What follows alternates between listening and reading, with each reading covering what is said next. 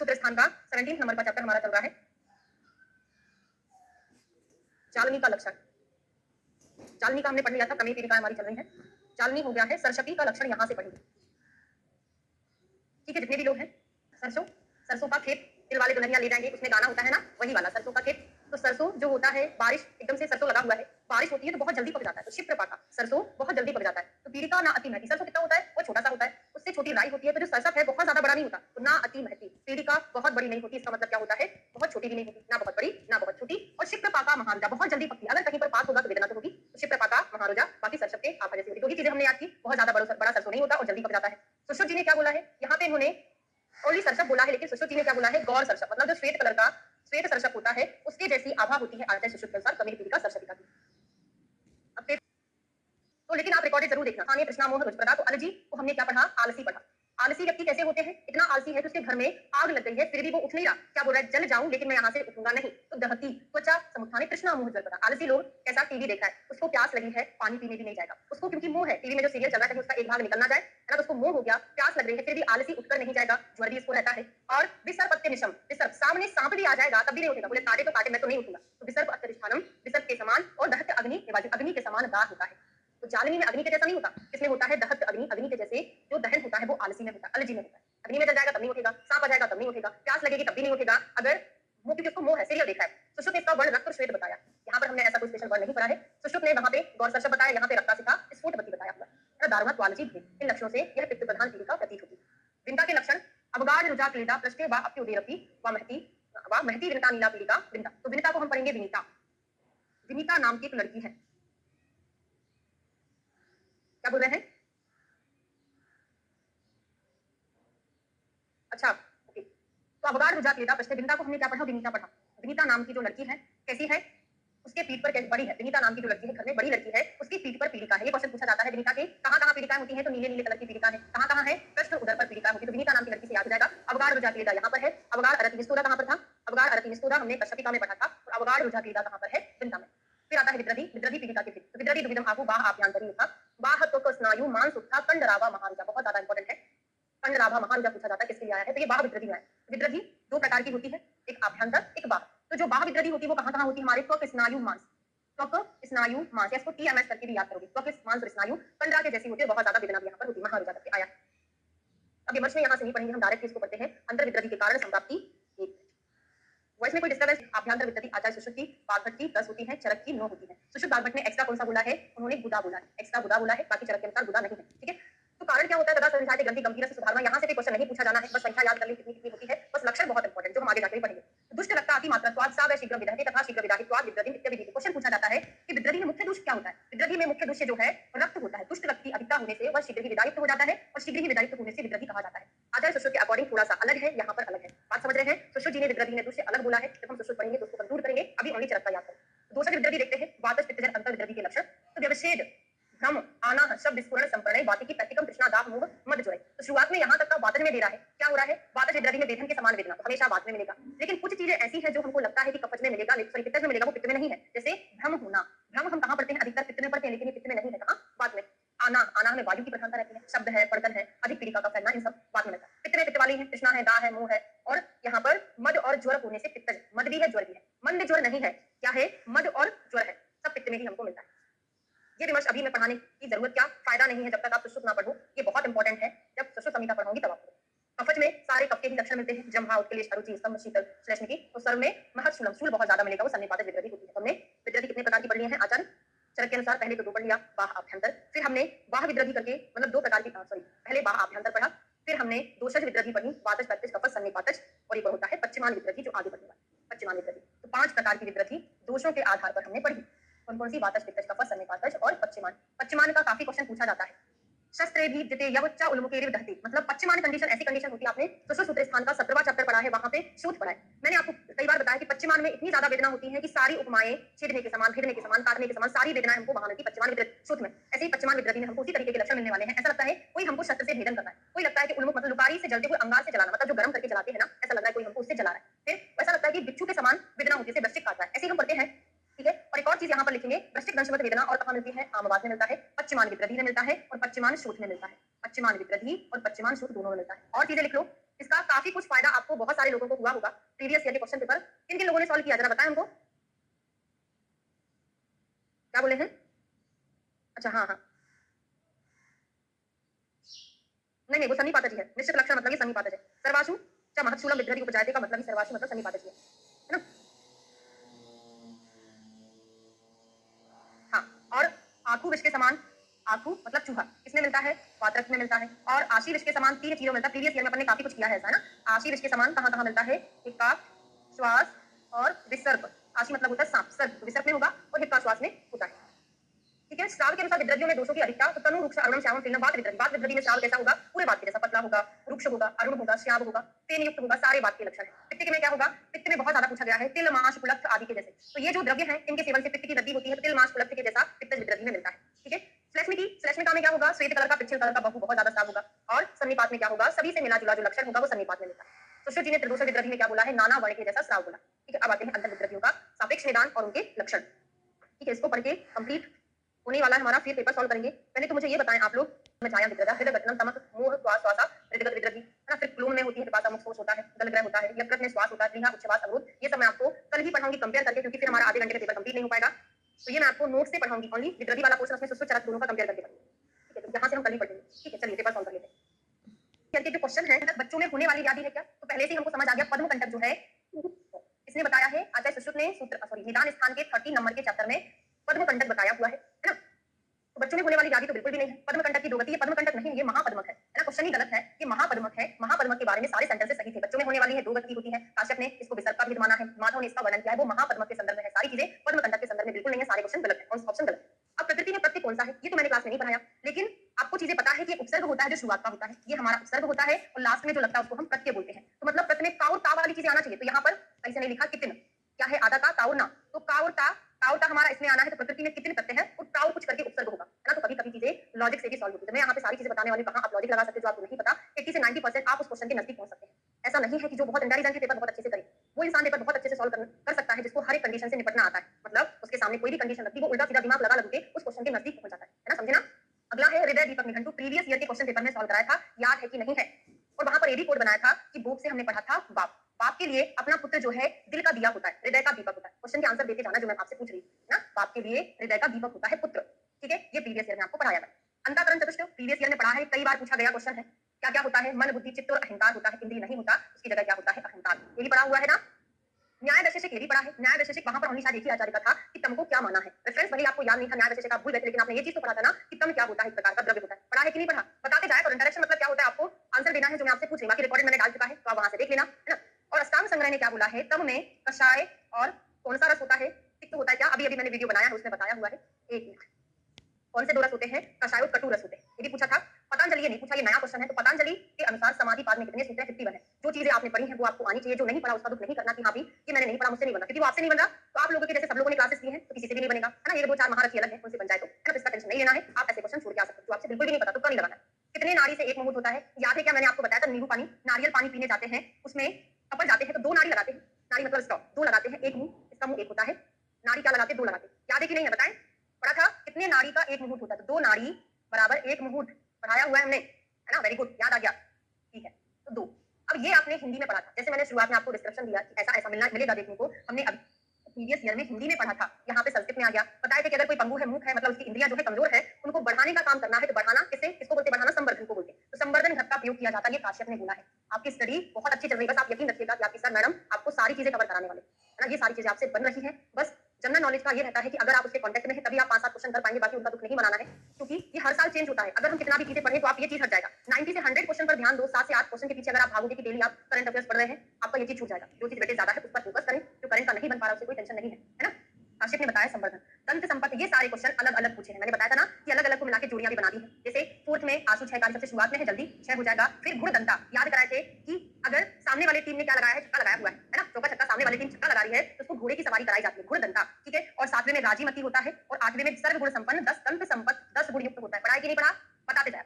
और ये भी पढ़ा था 5th मंथ में दंत हर्ष मिलता है, और याद कराया था पंच महाभूतों को देखकर हमको हर्ष होता है, खुशी होती है कि हमारे पंच महाभूत हमारे पास है। ठीक है, क्रमी आशय रिपीटेड क्वेश्चन है, प्रीवियस ईयर का क्वेश्चन है। क्रमी आशय का वर्णन काश्यप ने किया है, और ये भी बताए थे कि बच्चों में कीड़े ज्यादा होते हैं। और दो चीजें और बताई थी, स्नायुक क्रमी बताया था और स्नायुक रोग बताया था। स्नायु क्रमी का वर्णन सारंग ने प्रीवियस ईयर पे जब सॉल्व कराया तो भी बताया था। स्नायु रोग का वर्णन किसने किया है? ब्रंद माधव ने किया हुआ है। याद आया कुछ? अब जातहरणी आ गया। तो जातहरणी मैंने पूरा यूट्यूब पर आपको पढ़ाया है, 35 प्रकार की जातहरणियां हैं। हर एक का पिक्चराइजेशन के थ्रू आपको सारी चीजें याद कराया है और वहां पे ये भी बताया था कल्प स्थान में रेवती नामक कल्प में इसका वर्णन किया गया है। कितनी होती है टोटल जातहरणी? 35 होती है। उसमें सुख साध्य कितनी है? 11 है। असाध्य आ से असाध्य, आ से 8, 8 का डबल कर दो 16, वो क्या होती है? याप होती है। जब भी मैं आपको प्रीवियस ईयर में ऐसे क्वेश्चन कराती थी तब सारी चीजें आपको ऐसा बार-बार 10 से 15 20 बार लिख दिया तो आपको वहीं पर रट जाता है। पढ़ने का तरीका ऐसा ही होना चाहिए। विशाल स्तब्ध नयन प्रीवियस ईयर का क्वेश्चन, ये भी हमारा प्रीवियस में कवर हो रहा है। ये भी कवर होने का मीनिंग ये है कि ऐसा का ऐसा तो नहीं आया, लेकिन मैंने आपको ये सारी चीजें वहां पर लिखाई थी, तो आपका प्रीवियस ईयर के साथ जो फैक्ट्स थे उसमें कवर हो रहा था। ये क्वेश्चन तो कई बार पूछा है कि नहीं पूछा? विशाल स्तब्ध नयन आपने प्रीवियस ईयर से याद किया होगा, कई बार पूछा है, याद कराया था। इसमें वायु होता है, आना हमें वायु होता है और वायु के कारण चीजें स्तंभित हो जाती है। पढ़े हो ना? ठीक है। अब आता है काश्यप अनुसार स्नेह सेवन का काल। नहीं पूछा था, ये प्रीवियस ईयर में नहीं है, लेकिन चरक में तो आपने पढ़ा था, पूरा चरक के जैसा ही है ना? शरद का ही है पूरा कॉपी। शरद में सर्पीपान पित्त शामक होता है, कावट में तेलपान वात शामक होता है, वसंत में वसापान, वसंत में ही मज्जापान करते, ग्रीष्म में नहीं करते। तो ये वाला गलत है, बाकी ये तीनों सही है। अब क्वेश्चन पर डिपेंड करेगा कि हमसे क्या पूछा है कि सही विकल्प नहीं है तो आंसर हमारा ये हो जाता। सही विकल्प है तो 3 आंसर होंगे नहीं, ना तो कौन सा नहीं है ऐसा पूछा होगा। सही विकल्प नहीं है तो आंसर हमारा ये हो जाएगा। हिरण्य संहिता के अनुसार भाल भाती मतलब कपाल भाती होता है हिरण्य संहिता, है ना? अपने पास सही नहीं थी हिरण्य संहिता, उसमें क्वेश्चन पूछा था 2 प्रकार की नहीं होती है, 3 प्रकार की होती है, गलत है। कपाल भाती या भाल भाती कफ का शमन करती है, करती है। हृदय धोती 3 प्रकार की होती है। वस्ती धोती 2 प्रकार की, जल धोती और शंख धोती। तो ये कैसा है? गलत है। ठीक है। रस तरंगिणी के अनुसार अभ्रक मारण के लिए क्वेश्चन पहले पूछा, लेकिन वहां पे गुण नहीं पूछा था, कुछ और पूछा गया था। पूरा सॉल्व करना, जहां से मैंने सॉल्व कराया है 2000 से लेके पूरा 2022 तक करना है। काफी कुछ क्वेश्चन पूछेगा, अभी लेटेस्ट के 3-4 साल के पेपर से तो काफी क्वेश्चन है ना? पूरा ही करना है आपको। अपने बीएचयू के बस बचे हुए हैं, बाकी मैंने सब करा दिया है ना? तो कितना होता है? गुण की मात्रा 1/8 होती है। फिर अगले क्वेश्चन पर आते हैं रस समुच्चय के अनुसार मनाशिला। तो ये तो बहुत बार, आज से 10-15 बार ही मैंने आपको पढ़ाया। मनाशिला का फॉर्मूला AS2 था। हर ताल का फॉर्मूला क्या था? AS2S3। कई बार पढ़ाया कि नहीं पढ़ाया? बताएं जरा। फिर ये भी बताया था कि हर ताल के लास्ट में 3 है, तो पिंड हड़ताल, पत्र हड़ताल। ठीक है। हाँ, इंग्लिश के क्वेश्चन, हाँ इंग्लिश वाले बचे हुए हैं। और मनाशिला के लास्ट में 2 है, तो इसके भेद कितने हैं? 3 है। पढ़ाया है ना? तो हमारा आंसर क्या होगा? सॉरी, 3 भेद होगा। 2 लास्ट में है तो भेद 3 में होगा। पालिका यंत्र का प्रयोग किसमें करते हैं? तो पालिका यंत्र ने आपको क्लास बताया कि पारद जो होता है गंधक का चारण करता है ना, उसकी साइड होता है, तो चारण में यूज करते हैं। लोहा पर पट्टी में पारद गंधक लोहा का अनुपात, ये भी सर आपको पढ़ा है, 1:1 होता है। अगला है तलस्त सिंदूर निर्माण के लिए कौन से इसका उपयोग किया जाता है? तो तलस्त सिंदूर का निर्माण सर ने याद कराया होगा, कुटीपक्व रसायन का प्रयोग किया जाता है। कुटीपक्व रसायन मतलब वही बालू का यंत्र से हम करते हैं। तो याद कराया होगा, एक कोड बना के पीडीएफ, इसकी पीडीएफ कर ली तो है, वही पेपर है, कुछ चेंजेस है ही नहीं, है ना? जो आप लोगों ने शेयर किया था वही पेपर है। तो बालू का यंत्र आपने सर ने याद, सिंदूर यहाँ पे लगाते नीचे भी गिर जाता है, तो कंठस्थ तलस्थ दोनों मिलता है। जो सिंदूर है ये कंठस्थ भी मिलता है, तलस्थ भी मिलता है ना? तो बालू का यंत्र में निकाला जाता है। रस जलनिधि के अनुसार यत पंचे नया क्वेश्चन है, यत पंचे सत्वपातन, है ना? तो रस जलनिधि में ऐसे क्वेश्चन ना बने तो टेंशन नहीं लेना। सारे पेपर की पीडीएफ अवेलेबल नहीं है, वो आपको पारिक की बुक खरीदना पड़ेगा, है ना? पीडीएफ से क्या करोगे? आपके पास बुक रहनी चाहिए, मैं वैसे से पढ़ाती हूँ, पारिक की बुक ले लेना, उसमें आपको सॉल्व कराना है। खुद नहीं लिखेंगे आपको चीजें याद ही नहीं होंगी, है ना? तो चूर्ण द्रव्य किसका पर्याय होता है? फंड का पर्याय होता है। फंड की मात्रा कितनी होती है? 2 बल होती है। क्वाथ की भी 2 बल होती है ना? मंत्र की भी 2 बल, सारे द्रव्य की जो क्वाथ फंड आदि है सबकी 2 बल मात्रा होती है। अगला है मैरे, प्रीवियस ईयर का रिपीटेड क्वेश्चन है, वो भी प्रीवियस ईयर में पूछा था। मैरेओ नाम सुरासवा, श्लोक में पढ़ा था, मैरेओ नाम सुरासवा, कई बार पढ़ा है सुरासवा। चतुर्भद्र प्रीवियस ईयर का क्वेश्चन है। चतुर्भद्र मैंने कई बार आपको सैंग याद कराया था। शुंठी अक्लेशा नागर मुथा गुरुचि, शुंठी अक्लेशा गुरुचि और नागर मुथा होता है, क्या नहीं होता है? एरेंड नहीं होता है। फिर ये भी प्रीवियस ईयर में पूछा, ये भी प्रीवियस ईयर में कई बार पूछा है। शुंठी मरीज पिपली नाके से चतुर्जातक है, बिल्कुल गलत। सोंठ मरीज पिपली क्या होता है? त्रिकटु होता है। चतुर्जातक में क्या आता है? हमने त्वक मतलब दालचीनी, पत्र मतलब तेजपत्र, एला, त्वक पत्र एला, ये क्या कहलाता है? त्रिजातक कहलाता है। त्रिजातक में अगर हम नाग केसर जोड़ दें, नाग केसर जोड़ दें तो क्या बन जाता है? चतुर्जातक बन जाता है। तो ये गलत है, ये बिल्कुल सही है। ठीक है, A is wrong and B is right. Read the statement and find the correct one. Notes में दिया हुआ है। सूढ़ निघंटु में कितने वर्ग हैं? 27 वर्ग है। प्रीवियस ईयर का क्वेश्चन रिपीटेड है। कैसे मुझे पता चला? जब मैं पढ़ाई करती थी, अपने नोट्स में ओनली उनका अध्याय लिखा है कि 26 अध्याय होते हैं, उसके साइड में मैंने हाथ से 27 वर्ग लिखा है, तो वो मैंने पुराने पेपर में देख के लिखा था। तो 27 वर्ग होते हैं। मादनपाल में 13 वर्ग होते हैं। धनवंतरी निघंटु में 7 वर्ग होते हैं, 9 नहीं होते, तो ये गलत है। माधव निघंटु में 29 वर्ग होते हैं, ये कहीं और से लिखा हुआ है, तो ये और बी सही है ना? हमारा सी क्वेश्चन का आंसर गलत है। माधुर पुत्र प्रीवियस ईयर में पूछा गया क्वेश्चन है, धतूर फल को बोलते हैं। तो द्रव्य गुण के क्वेश्चन आप पढ़ लो, फिर मैं आपको एक और चीज बताने वाली हूँ। धतूर पत्र तपस्विनी, तपस्या जो लोग करते हैं उसकी जटाएं बड़ी बड़ी होती है, जटा मानसी को बोलते हैं। फिर मैच करना था, ये सारे क्वेश्चन प्रीवियस ईयर में आए थे, ये भी आया था, ये भी आया है प्रीवियस ईयर में। ठीक है, तो देखा आपने कितने सारे क्वेश्चन मैंने आपको पहले ही पढ़ा दिए। जिसने किया था पेपर सॉल्व, उसको लग रहा होगा कि हम शायद वही क्वेश्चन पेपर सॉल्व कर रहे हैं। ठीक है, ये हमने अलग अलग पढ़ा था। हल्ला तक पढ़ा था, एनाकार्डियसी फैमिली का है, इसका नाम क्या था? सेमीकार्पस एनाकार्डियम। ज्योतिषमती, ज्योति एक सिली गर्ल है, स्लेस्टस पैनिकुलेटस पढ़ा था, वो स्लेस्टेसी फैमिली का था। और शिग्रू मुनगा जिसको बोलते हैं मोरिंगेसी का। तीन चीजें आपको याद की, भले तलाश का नहीं था, तीन याद है। एक और लॉजिक होता है, आप पहले मैच करो, एक का तीसरा है, बी का दूसरा है। अगर ऐसा कहीं मैच नहीं हुआ मतलब आपका वही आंसर सही है, वैसे भी क्वेश्चन आप सॉल्व कर सकते हैं। ठीक है, अब यहाँ पे द्रव्यगुण के हमने जो क्वेश्चन पढ़े, मैंने आपको पहले ही बोला था, जितना हमने क्लास में पढ़ाया है, रस गुण विभाग तो पूछे नहीं है, पर्याय वगैरह पूछा है, फैमिली नेम, बॉटनिकल नेम पूछा है, तो ये हमने क्लास में पढ़ा। और मैंने ये भी बताया था कि फेमस एग्जामिनर पूछता है ज्यादा डीपली द्रव्यगुण से ऐसे क्वेश्चन नहीं आते, आएंगे तो वो बहुत ज्यादा किसी से बनेंगे नहीं, तो बहुत सुपरफिशियल क्वेश्चन आए हैं द्रव्यगुण से। एनालिसिस करोगे आप 2020, 21, 22 का उठा के देखोगे पेपर, तो पेपर 3 साल के बहुत टफ थे, उसके कंपैरिजन में ये पेपर इजी है, तो कट ऑफ ज्यादा जाने के चांसेस है। ठीक है, ये धातु के संदर्भ में बोला है कि अपा मार्ग जो है धरती मेधा को बढ़ाता है, खबिर है मुंह को सुगंधित करता है, उदुम्बर वाक्य सिद्धि करता है, बेदारी है मधुर करता है। योग रत्नाकर चक्रदत्त के अनुसार प्रीवियस ईयर में काफी पूछा है, केवल एक पूछा था, वो मैंने आपको लिखकर बताया था, योग रत्नाकर का, चक्ररत्न नहीं लिखा था मैंने, योग रत्नाकर का लिखा था। तो योग रत्नाकर चक्ररत्न है, मतलब दोनों का एक जैसा होगा। तो इन्होंने 1 2 का 4 हरित की, विभित की और आमल की जो है 1 2 4 बताया। बाकी भाव प्रकाश ने क्या बताया, 1:1:1। भाव प्रकाश का थोड़ा सा अलग है। नेद्रोल प्रीवियस ईयर का क्वेश्चन पेपर है, पीपल पारिश वट उदुम्बर पंचवंतल में आता है, प्रीवियस ईयर में पूछा है। आर्य बदादी बात नहीं पूछा, लेकिन मैंने पढ़ाया था सुश्रुत सूत्र स्थान का 39 चैप्टर, वहां पे वात पित्त शामक पढ़े थे। आर्य बदादी आपसे बन गया होगा, कफ को शमन करता है, आर्य बदादी कफ को शमन करता है। ये भी प्रीवियस ईयर में पूछा क्वेश्चन है। वहां पे चरक का पूछा था मैंने, वहां पे सुश्रुत का भी आपको बताया था। चरक ने 10 दिन बाद, सुश्रुत ने 12 दिन बाद बताया हुआ क्वेश्चन है ना, 12 दिन का। ये भी प्रीवियस ईयर का क्वेश्चन है, इकट्ठा नहीं आया था, अलग अलग क्वेश्चन आए थे, लेकिन मैंने सारी चीजें आपको पढ़ाई थी। अवभासनी एसपी छाया पढ़ा था, एसपी सिग्म पद्म कंटक और छाया प्रभा। अवभासनी मांस में अर्श पढ़ा था, तो मांस धरा में हमने पढ़ा जो सर्जरी के फेमस डिसीज थी अर्शगंधर विद्रती करके पढ़ा था। वेदनी में क्या पढ़ा था, के बी बी कुष्ठ, वी फॉर विसर्प, वी फॉर होगा वेदनी में। और ये पढ़ा था के टी, के फॉर कुष्ठ, के फॉर क्लास, टी फॉर किसमें था, तामरा में था। ये फोर्थ था और ये 5th नंबर की थी, है ना। केटीवी केटीटी पढ़ा है कि नहीं पढ़ा, प्रीवियस ईयर में पढ़ाया हुआ है। बस अंदर इतना रहता है कि आपको क्यों याद नहीं रहता ये क्वेश्चन रिपीट, क्योंकि आपने एक बार सॉल्व किया। अगर आप उनको 3 बार सॉल्व करेंगे तो आपको बहुत आसानी से बहुत अच्छे से याद होगा, ठीक है। स्वस्थ मैच ऑफ द फॉलोइंग, अस्थि विदग्ध शल्य उदरान स्वस्तिक का उपयोग किया जाता है। ये वाला क्वेश्चन पूछा था प्रीवियस ईयर में, याद कराया था। अगर हमको दंश लगता है, सर्प ने काटा, हमको दंश हो गया, कहां दंश हो गया, त्वचा में दंश हो गया, उसके अंदर पहुंच गया तो मांस में हो गया, सिरा स्नायु में हो गया, पढ़ा हुआ क्वेश्चन है। फिर श्रोतोगत शल्य उदरान अपने टेस्ट में पढ़ा है, टेस्ट में दिया था अपना जो रेगुलर क्लास के जो टेस्ट है ना, उसमें क्वेश्चन आया था श्रोतोगत शल्य उदरान नाड़ी, कहीं स्रोत है, पानी का ये सोर्स है। स्रोत को क्या बोलते हैं, सोर्स। हमको कहीं पहुंचाना है तो किसके द्वारा पहुंचाएंगे, पाइप के द्वारा, इसको हम नाड़ी बोलते हैं। और कर्णनासा के मल को हम स्कूप के द्वारा निकालते हैं, उसको हम ताल बोलते हैं, ठीक है। अब विश्लिष्ट अल्पशोथ सतत वेदना होता है, पढ़े हैं क्लास में। उत्कृष्ट है तो उठना पड़ता है, विशेषकर रात्रि में उठना पड़ता है, रात्रि में वेदना है। अतिशित में एक पास अस्थिगमन नहीं होता है, किसमें होता है, त्रियक में। अतिशित में तो दोनों अस्थियां दूर दूर चली जाती, एक अस्थि जाती है वो त्रियक में जाती है, ये गलत है। अवशिष्ट में संधि विश्लेष और तीव्र रुजा होती है, वेदना नहीं लिखा, तो ये भी गलत है। विवर्तित में संधि पाश गमन, तो विवर्तित विषमांगता, सर ने याद कराया था, बी से विषमांगता, बी से विवर्तित। विषमांगता वेदना मिलती है, तो ये सही है, ये सही है, ये सही है, बाकी दोनों गलत है, ठीक है। ये भी प्रीवियस ईयर में पढ़ाया हुआ है। हृदय नाभि मध्य परिवर्ती, हृदय और नाभि के बीच में जो परिवर्ती होती है वो किसमें होती है, मध्य गुरुदर में। शायद मैंने कहा रिकॉर्डिंग में शायद उल्टा बता दिया, करेक्ट कर लेना है ना, अभी मुझे जैसे याद है। तो यहाँ पर जो होती है मध्य गुरुदर में, और नाभि के नीचे जो होती है वो परिस्रावी उदर में होती है ना। ये पढ़ाया था प्रीवियस ईयर में। ये प्रीवियस ईयर में बहुत बार आया, 5 से 10 बार आ चुका है, 10 से 15 बार आया है, बहुत बार आया है। पूरा सेम टू सेम जोड़ियां ही आई हुई है, सेम टू सेम उठा के वही रख दिया है। ऊर्ध्वबाहु सिरा ऊपर होकर कील ठोकते हैं, पढ़ा हुआ है। निसरत नीचे क्या होते हैं, जानवरों में खुर होते हैं। योनि एक शिरोभुजा बीजक, एक बीज काफी होता है वृक्ष को बनाने में। माधव ने क्या बोला है, दो हाथ और एक सिर से पैदा होना बीजक है, जबकि सुश्रुत ने क्या बोला है, एक हाथ और सिर से पैदा होना, ठीक है। यस्तु परिधि परिका होता है, ये भी कल ही हमने पढ़ा है। और ये भी प्रीवियस ईयर में कई बार क्वेश्चन पूछा है, याद कराया था। दूसरे नंबर पर होता है, तीसरे नंबर पर 2 अक्षर वाला सिरा, मांस में धमनी और मेद में संधि शून्यता, कटी शून्यता, संधि स्फुटन, कल ही पढ़ा हुआ है, प्रीवियस ईयर में पूछा है। इसमें अस्थि शून्यता और अस्थि सौशल्य मिलता है। कांड भग्न प्रीवियस ईयर का है, 12 होते हैं। संधि मुक्त कितने होते हैं, 6 होते हैं। भले ऐसा ऐसा ना पूछा गया हो, लेकिन मैंने जब भी चीजें आई है सारा चीज बताया, कांड भग्न कितना, संधि मुक्त कितना होता है, ये सब बताया, ठीक है। ये भी सेम टू सेम आया है, अलग अलग आया है। वहां पे हमने सिरागत का पढ़ा था, रक्त अवरोध कोड बनाकर याद कराया था, बाकी की चीजें नहीं है, ये वाला हमने पढ़ा था। तो मांसगत शल्य में शोथ होता है, सिरा में रक्त बहता है, रक्त का अवरोध। अस्थि जब टूटती है तब भी वेदना है, अगर उसके अंदर शल्य चला गया तब भी वेदना है। धमनी में ऑक्सीजनेटेड ब्लड बहता है, ये अपने टेस्ट पेपर का, पूरे टेस्ट पेपर में ये क्वेश्चन मैंने बना के दिए थे।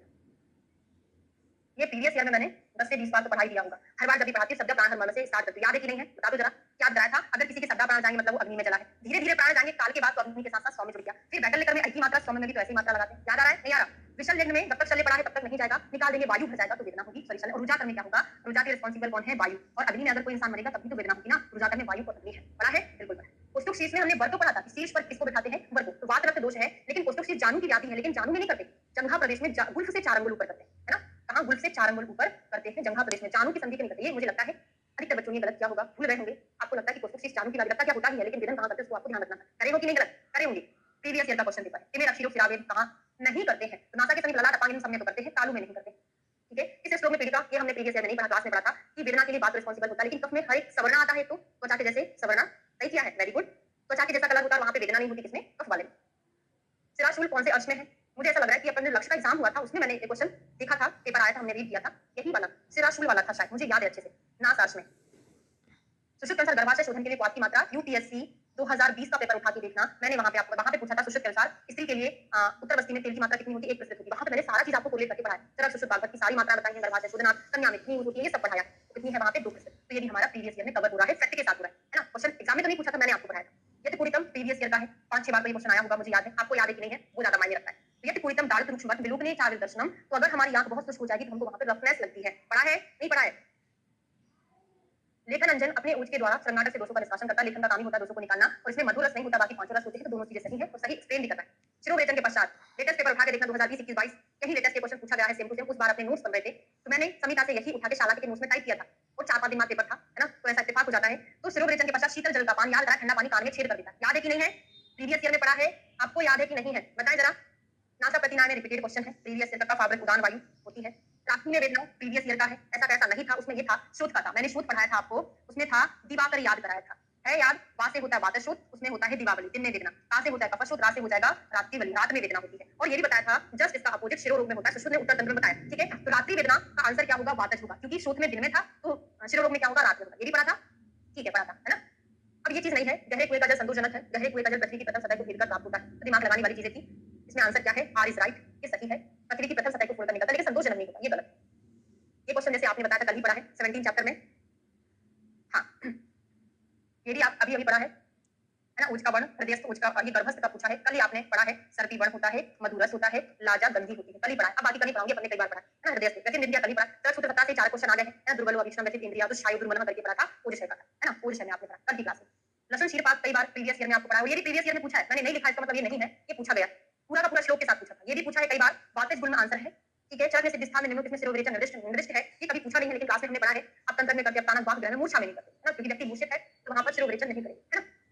Match of the following previous year में क्वेश्चन पूछा है, अलग अलग पूछा था, यहाँ इकट्ठा रख दिया है। जो वाले में चरक ने तो कफ में रात्रि में वेदना बताया है, सुश्रुत के अकॉर्डिंग आंसर जाएगा, चरक के अकॉर्डिंग आंसर नहीं जाएगा, आचार्य सुश्रुत के अकॉर्डिंग लगेगा, है ना। तो वहां पे रेफरेंस नहीं बोला है, इसका मतलब आंसर सुश्रुत के अकॉर्डिंग लगेगा, ठीक है। विमर्श में आपने पढ़ा होगा ना, आचार्य चरक संहिता में विमर्श में आपने पढ़ा होगा, है चरक के अकॉर्डिंग चक्रपाणी वगैरह किसी ने बोला होगा, ठीक है। एक पुष्ट में मछली के चलके के समान, की से कहते हैं स्पर्शी दिपादी का पैर में होती है पानी पास, चर्म से हस्ती चलने के समान पड़ा हुआ है, प्रीवियस ईयर में पढ़ा है। पीली का भार हरण याद है कि नहीं है, सार परीक्षा के संदर्भ में आया हुआ है, प्रीवियस ईयर में ये पूछा है, लेकिन ये पहली बार आया है ना। दोनों सही है, लेकिन ये पहली बार आया। ब्रह्म रसायन 1000 अगस्त में सो होती है, दोनों के दोनों सही है। त्रिफला रसायन का अनुपान क्या है, याद होगा, मैंने आपको बताया था जब कोई पेपर पढ़ाया था, तो ये नहीं क्लास में बताया था कि पेपर में पिपली रसायन और त्रिफला रसायन दोनों का अनुपान सर्पी और मधु है, शिला जतु रसायन का जो अनुपान है शीर है, शी राशि करके आता है, ठीक है।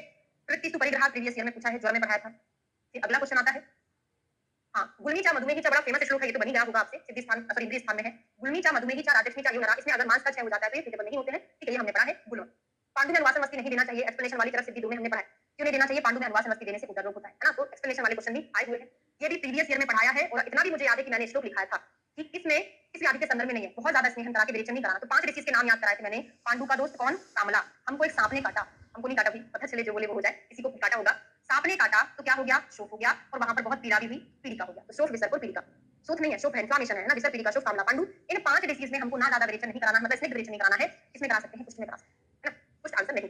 सर्वथा सविशुद्ध्याय शेष कर्म विधि, हमेशा सबसे शुद्धि सर्वथा शुद्धि करना चाहिए, ये योनि व्यापक के संदर्भ में आया है, चिकित्सा स्थान के 30 चैप्टर में। आदान काल कई बार प्रीवियस ईयर में पढ़ाया है, रिपीटेड क्वेश्चन है, आग्नेय होता है, विसर्ग काल जो है सौम्य होता है, ठीक। मैच ऑफ द फॉलोइंग लघु, ये भी प्रीवियस ईयर में पढ़ाया, इकट्ठा तो नहीं आया, एक दो चीजें आई थी। लघु होने के कारण दृष्टि किससे होता है, सूक्ष्म होने के कारण अवयव में शीघ्र प्रवेश करता है ना, ये किसका है, सुश्रुत का है। चरक ने क्या बोला है, सूक्ष्म होने के कारण रक्त को प्रकुपित करता है, ठीक है। तीक्ष्ण होने के कारण मर्म को, आशु होने के कारण प्राण को नष्ट करता है। बुधार्श नया क्वेश्चन है, बुधार्श में कौन सी संप्राप्ति, तो संप्राप्ति चौथ दृष्टि के 4 प्रकार हमने पढ़े, संग मार्गम शिरा ग्रंथि और अति प्रवृत्ति, ये पढ़ा है आपने। वहां पे अर्श में क्या है, नोट्स बन गई, मानसिक ग्रंथियां बन गई, शिरा ग्रंथि उसमें रहता है, ठीक है। हृदय शोधन के लिए गर्भिश में प्रीवियस ईयर का क्वेश्चन है, गर्भिश में हम क्या कराते हैं, कई बार बताया मैंने, ताम्र चूर्ण याद है, बता दो जरा, बताते जाया करोगे, है ना। लाइव का मतलब ही क्या है, ताम्र चूर्ण प्लस मधु के साथ हमको क्या कराना था, वमन कराना था, उसके बाद 1 क्षण मात्रा में स्वर्ण चूर्ण का सेवन कराना था, हृदय को प्रोटेक्ट करने के लिए। पढ़े हो, कफ ननात्मक विकार कई बार पढ़े, क्वेश्चन भी आया है। तिमिर वात है, अतृप्ति पित्त है, ये कफज है, ये क्या है, वातज है। अध्यशन सारे शन जो है पूरी स्वर में आते हैं, अजीर्ण अध्यशन विश्वासन वगैरह, लेकिन रस वर में क्या आता है, समशन आता है, ठीक है। शीतोष्ण का अक्रम सेवन, ठंडा गरम करे तो पसीना आ जाएगा ना, स्वेदवर सोतस की दृष्टि में आपने ये चीज पढ़ा है, ठीक है। अगला आता है, प्रीवियस ईयर में पढ़ा है, इकट्ठा नहीं पढ़ा है, अलग अलग पढ़ा है, लेकिन पूरा का पूरा क्वेश्चन पढ़ा हुआ है, ये वाला बस नहीं पढ़ा, बाकी तीनों पढ़े हैं। उड़पगंधी किसमें होता है, छिद्र उदर या परिस्रावी उदर, बद्ध गुरुदर में विटस गंधी पढ़ा है, मतलब ये गलत है। मत्स्य सल्क महावास्तु एक पुष्ट में पढ़ा, जिसको हम आयुर्वेदा में सूर्य बोलते मंडल में नहीं होता, गलत। कर्दम में क्लास में पढ़ाया, शिरा स्नायु संदर्शी होता है, टेस्ट पेपर में ये क्वेश्चन था, तो ये सही है। मर मरुद विसर्ग जो है वातज उपद्रव होता है, तो ये भी सही है। मूत्रवश उदस प्रीवियस ईयर में पढ़ाया है। वस्ती वंशन चरक का है, और वस्ती और मेढ्र किसका है, सुश्रुत का है। मेदुवश उदस का मूल व्रत वपा बहन, यूट्यूब पर भी एक मैंने पूरा पढ़ाया आपको मूल, और सुश्रुत का क्या है, व्रत कटी कोड था, व्रत कटी मतलब व्रत और कटी प्रदेश सुश्रुत का है, ठीक है। हाँ, फिर आता है निम्न का मिलान करें, क्लास में पढ़ाया है बड़े अच्छे से, अभी अभी चरक सूत्र 13 हुआ है, तेल त्वचा पर लगाते हैं। रथ सबसे पहली धातु रस, सबसे आखिरी धातु शुक्र, ओज को बढ़ाता है। वसा और शुक्र उपचय के लिए व्यायाम से भी सारी सीरियर पेनफुल कंडीशन, मज्जा में विशेष रूप से अस्थियों में रहती है, कर देता है उसको। सूतिका अष्टसाद असाद होते हैं उसके रोग, बिल्कुल सही। सूतिका में स्नेह ग्रहण कराते हैं, इसमें लिखा नहीं कराते हैं, तो ये गलत है, ये सही है, दूसरा गलत है। जीवनी महाकषाय में कौन सा द्रव नहीं है, तो ये यूट्यूब पर डले हुए हैं, पढ़ाया है क्लास में, ऐसा कैसा क्वेश्चन तो आया नहीं है। मूर्धपर्णी, मांसपर्णी, मधुयष्टि, कृष्णपर्णी उसमें नहीं आता। अमाशय बात में अभी अभी हुआ है, चरक सूत्र स्थान के 14वां चैप्टर स्वेद अध्याय, अमाशय कफ का स्थान है, तो सबसे पहले हम रुक्षस्वेदन करेंगे, उसके बाद हम बात करेंगे। ऐसे ही पक्वाशय में अगर कफ आ गया है तो पहले हम स्निग्ध करेंगे, फिर पक्वाशय में वायु रहता है, फिर रुक्षस्वेदन करेंगे, पढ़ाया है अभी अभी, याद होगा आपको ना। तो ये दोनों करेक्ट है, सही एक्सप्लेन भी कर रहा है। संप्राप्ति अरेंज करना था, ठीक है, यहाँ पे जो कि संप्राप्ति को अरेंज करना था। और ये प्रीवियस ईयर में पढ़ाया मैंने, गैप पढ़ाया है, याद है, गैप हो जाता है, योनि व्यापक है तो गैप हो जाता है। जी फॉर गुल्म, ए फॉर अर्श, पी फॉर कदर, श्लोक दिया है, पहले इसमें हिंदी में क्वेश्चन पूछा गया था, लेकिन अभी श्लोक दिया है, आसानी से आपको याद आ रहा होगा, है ना? मुझे लगता है मैं पूरा पेपर नहीं करा पाऊंगी, है ना? 10 और कर ली, देखिए ना, संहिता से गानी निकला है। वो एक और क्या चीज बोला था, पति प्रस्थम पति समन्ताद वेदना बहुत त्रिशम पुरुषम उत्तम प्रशिक्षित करके उपस्थित प्रसवा का। अभी लेटेस्ट बोला था 4 श्लोक याद कर लेना, हर एग्जाम में पूछा जाना है, ये सारे वही से हैं। सदुग्रहित आसन प्रसवा व्यक्त गर्भ अलग से है, ऋतु मति गत्ते प्राणी रसिक चरक का, ठीक है? यद्रिन दोषत्वात् कर्मणा नापशाम यदि कर्मों अविशुद्धस्तु, तो ये 28 का है, किसका स्थान का वहां पे आप देखेंगे, फर्स्ट सही है, वो भी गलत है। ये आपने अष्टांग हृदय मैंने आपको लास्ट चैप्टर पढ़ाया था, लास्ट ही था, लास्ट नहीं पढ़ा था, ये पूरा आपने वहां पढ़ा है। ये बता शीतल जल कृष्ण में मध्य देते हैं, स्थूल में क्या देते हैं, स्थूल में मधुदक का प्रयोग करते हैं, ठीक है? हरिशांग मस्तु बाघ भट्ट के अनुसार कब शय में कौन सा लक्षण मिलता है, ये प्रीवियस ईयर में पूछा गया क्वेश्चन है। रुद्र स्वस्थ व्यक्ति में शिरोवस्ती की मात्रा आदर्श सुश्रुत के अकॉर्डिंग नहीं है, सुश्रुत ने ऐसा शिरोवस्ती में स्वस्थ के लिए नहीं बोला, उन्होंने बात पित्त कफ के लिए बोला। उत्तर तंत्र में आप देखोगे तर्पण का काल होगा तो क्या हो जाएगा, शून्य शून्य हट जाएगा, तर्पण से 10 गुना शिरोवस्ती होता है, तो कैसा होता है 6 8 10 वात पित्त कफ, ये तर्पण का इसमें शून्य शून्य बढ़ा देना, शिरोवस्ती हो जाएगा। स्वस्थ में तो बाघ भट्ट ने बोला है, सुश्रुत ने बोला ही नहीं है, तो बाघ भट्ट का आंसर जाएगा कि सुश्रुत ने तो बताया नहीं स्वस्थ के लिए, ठीक है? फिर अगला है धात्री बालक, प्रीवियस ईयर का रिपीटेड है, याद है आपको, है ना? शीलालसक है। धात्र कर्म का क्रम सबने याद कराया होगा, बाघ भट्ट का मुक्तिना जास चरक का प्राश मुगना जास नहीं, उपनाश किसु गजा बाघ भट्ट का है, मुक्तिना जास सुश्रुत का है, प्राश मुगना जास चरक का, ठीक है? शब्दधरण आपने सुश्रुत के रेफरेंस में पढ़ा था, बाघ भट्ट का वही है ना? तो शब्दधरण पुस्तक में दोनों चीजें सही है, दोनों बताया उन्होंने। ये बायो पायरेसी परंपरागत साक्ष्य कहां की रियल में, ठीक है? अब यहाँ से आप देख लेना, है ना? प्रीवियस ईयर क्लास 30 क्वेश्चन वहां से कर लीजिएगा। ड्रग एंड कॉस्मेटिक एक्ट 1940 पुस्तक कौन सी नहीं है, उसमें वैद्य भैषज संहिता नहीं है, मैंने गूगल पे ही सर्च किया था, उसमें मुझे 98 बुक्स के नाम मिले थे, उदीपक रसायन है, बृहत निघंटु रत्नाकर निघंटु रत्नाकर वैद्य चरक सुश्रुत भाव प्रकाशानंद सब कुछ है, भैषज संहिता वहां पे इंक्लूडेड नहीं है। देखिए ऐसा चरक सुश्रुत बाघभट्ट को तो आपको मैं पढ़ाती हूँ, क्योंकि पहले हम बाघभट्ट नहीं पढ़ते थे, अब पढ़ने लग गए हैं। चरक सुश्रुत और सब्जेक्ट भले ही आप अकेला ऐसा बोल दो कि भाई चरक से अकेला आया था, चरक के अंदर द्रव्यगुण थोड़ा बहुत इंक्लूडेड था, है ना? गायनी है, कुमार भट्ट चरक के अंदर इंक्लूडेड हो जाता है, काश्यप संहिता कुमार भट्ट इंक्लूडेड हो जाता है, तो ऐसे करके सब्जेक्ट से ही संहिता से सब्जेक्ट निकले हैं, तो आपको दोनों चीजें पढ़ना बहुत जरूरी है ना? आपको यहाँ से लगता वैसे है कि ये संहिता पर फोकस, इसलिए अपन दोनों चीजों को पैरेलल लेके चलते हैं, ठीक है? केबीसी, अब ये जनरल नॉलेज वाले क्वेश्चन है, आप पढ़ लीजिएगा। हाँ, और लास्ट के मैं आपको रिसर्च स्टैट के पढ़ा देती हूँ, है ना? ये रिसर्च स्टैट में आपने अपने जो जितने भी नोट्स हैं 12 15 17 पेज के, उसमें से हर साल जितने भी क्वेश्चन आते हैं सारे ए टू जेड आपसे बनते हैं, है ना? बहुत अच्छे से बनाया भी, post marketing phase food phase में करते हैं, पढ़ाए थे कि नहीं? और हम जो वैक्सीन देते हैं वो किसमें देते हैं, हेल्दी पर्सन में देते हैं वैक्सीन, डिसीज में नहीं देते, हेल्दी में देते हैं। रिसर्च स्टडी डिजाइन में हमने बहुत सारी डिजाइन पढ़ी थी, case study, crossover, cohort study, एक और कौन सी थी, ऑब्जर्वेशनल स्टडी थी, लेकिन पायलट स्टडी कोई डिजाइन नहीं थी। पायलट स्टडी क्या होती है, अपना जो प्रोजेक्ट कंडक्ट कर रहे हैं उसके पहले थोड़े से छोटे बेस पर की जाती है, पायलट स्टडी होती है। पढ़ा था कि नहीं पढ़ा था, ये भी पढ़ा था। स्टैट का भी सारे क्वेश्चन बन गए, रिसर्च के बन गए, स्टैट का स्टडी किया था, रिसर्च के हमसे बन गए, इन सबको ऐड करना था और टोटल नंबर जितने हैं उससे डिवाइड करना था, जितना x y z इसका पूरा आया, टोटल नंबर n आया, उससे डिवाइड करना था, मीन निकल रहा था, किया कि नहीं, बना?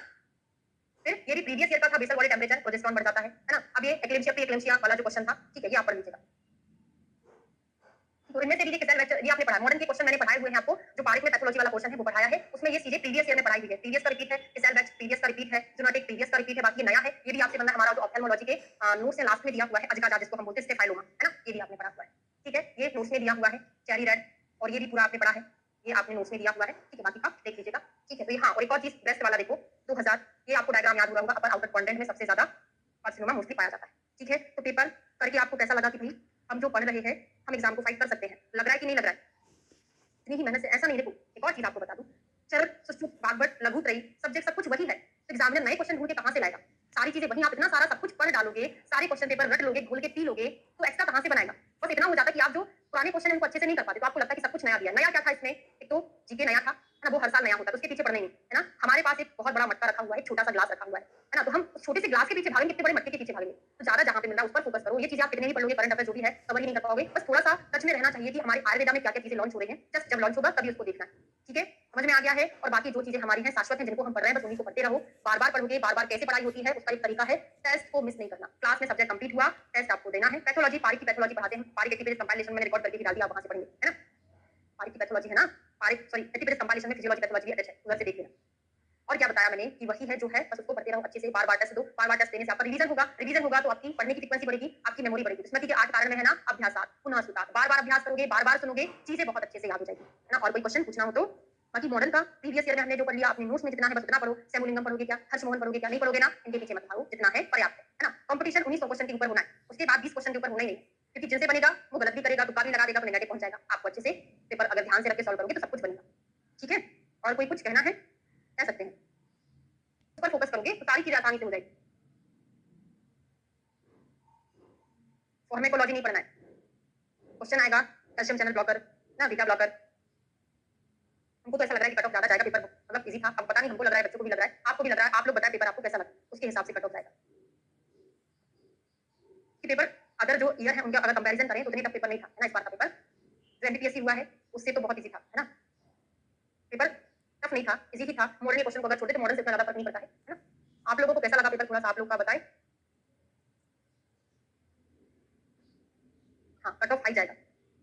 और जिसने अगर सिली मिस्टेक बचा ली होंगी ना, अगर एक दो चार ऐसे क्वेश्चन गलत भी हो गए, उससे कोई फर्क नहीं पड़ता, बस आपकी सिली मिस्टेक नहीं होना चाहिए। जो क्वेश्चन आपको आ रहा है उसको गलत नहीं करना है ना, बस सिली मिस्टेक बचाना ही। हमने तो भैया टेस्ट से सीखा था, जब हम क्लास करते थे ना, कोचिंग पढ़ते थे, हमेशा हम टॉप करते थे क्लास में। सर ये बता रहे थे कि हम अपना वो तारीफ कर रहे हैं, बता रहे हैं। तरीका क्या होता है कि हम पेपर लेके बैठे, हमको पता है, देखा हमने, करते जाते साथ में सॉल्व करते थे। जो क्वेश्चन बहुत टफ थे, नेगेटिव मार्किंग रहती थी, तो हम उनको करते नहीं थे। बस हम इतना ध्यान रखते थे कि हमारे क्वेश्चन में सिली मिस्टेक ना हो, क्योंकि कभी कभी क्या होता है, हमको वो चीज बनती है, हम जल्दबाजी में अलाप तक नहीं पढ़ते, जो है नहीं है, जो भी पूछा नहीं पढ़ते हैं, उसको गलत लगा लेते। हमारा क्वेश्चन में इतना परफेक्शन था कि हम सिली मिस्टेक करते ही नहीं थे। बस जो टफ क्वेश्चन थे, अगर वो एक दो गलत भी हो जाए तो उससे ज्यादा फर्क नहीं पड़ता है ना। तो टफ क्वेश्चन ना करके सिली मिस्टेक को बचाना ही आपका सिलेक्शन है, तो सिली मिस्टेक नहीं होना चाहिए। ये परफेक्शन कब आता है, हम क्लास में कभी भी टेस्ट को मिस नहीं करते थे, चाहे हमारी फेवरेट पार्टी हो, उसको भी छोड़ दिए थे, चाहे हमारी कोई भी पार्टी हो, सब कुछ छोड़ दिए थे। हम अपनी शादी में ही मंडप बारात के दिन पहुंचे थे घर ना।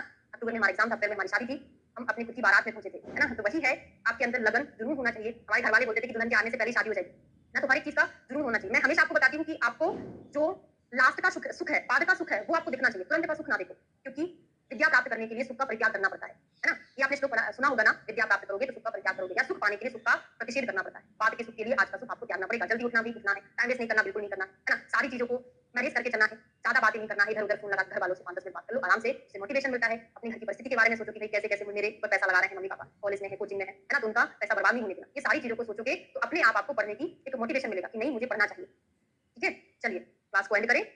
अब मिलेंगे अगले मंडे को, फिर 15 अगस्त के बाद 16 अगस्त से हमारी क्लासेस रेगुलर होगी। संहिता सब्जेक्ट 1 से लेकर 30 तक आपका टेस्ट हो जाएगा, फिर हम निदान स्थान स्टार्ट कर देंगे। तो निदान चलेगा, इधर सूत्र का रिवीजन होगा हमारा 1 से 10 का टेस्ट, 11 से 20 का, 21 से 30 का टेस्ट होगा, निदान स्थान का होगा, फिर विमान जाएंगे तो निदान का टेस्ट हो चुका रहेगा, फिर निदान का 1 से 4, 5 से 8 ऐसे करके हम बैकअप लेते चलेंगे, है ना, उसको छोड़ेंगे नहीं। ठीक है, चलिए बंद करें क्लास को। चलिए थैंक यू। मैंने आपको बोला था इसको हम कंपैरेटिवली पढ़ेंगे।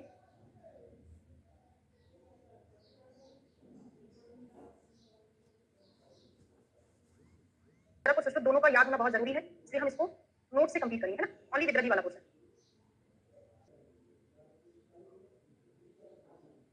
ओके, विद्यार्थी मिल गया। चलिए तो स्टार्ट करते हैं। चरक सूत्र स्थान का 17 नंबर का चैप्टर चल रहा है, उसमें हमने विद्यार्थी वाला क्वेश्चन नोट से कंप्लीट करने वाले हैं। ओनली 10 विद्यार्थियां आचार्य सुश्रुत के अनुसार और आचार्य बागभट्ट के अनुसार कितनी विद्यार्थियां हैं, अंतर विद्यार्थियां 10 होती हैं। उन्होंने गुदा को एक्स्ट्रा बोला है, अभी नोट्स नहीं आए हैं।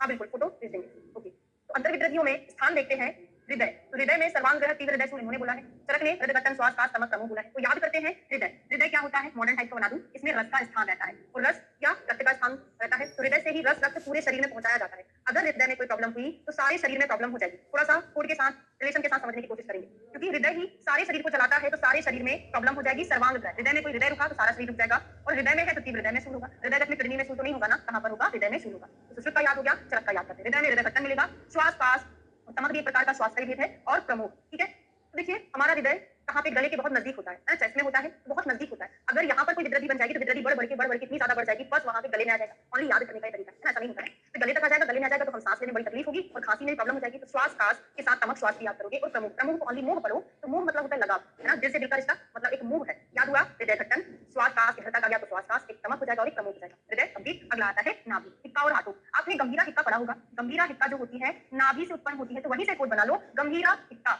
गंभीरा हिक्का नाभि से उत्पन्न होती, तो याद रहेगा कि नाभि में अगर है तो हिक्का होगा और आटो होगा। तो नाभि कहाँ होती है, पेट के बीचों बीच होती है, तो आटो भी तो हमको पेट में ही होता है ना। अगर वायु का प्रकोप हो जाता है पेट के अंदर तो क्या होगा, वहां पे गुड़गुड़ की आवाज आएगी। लेकिन याद रखिएगा कुक्षिगत में आटोप नहीं है, इसमें है नाभि में। हमने दो चीजें याद किया, एक हिक्का और आटो। चरक का ओनली क्या है, हिक्का।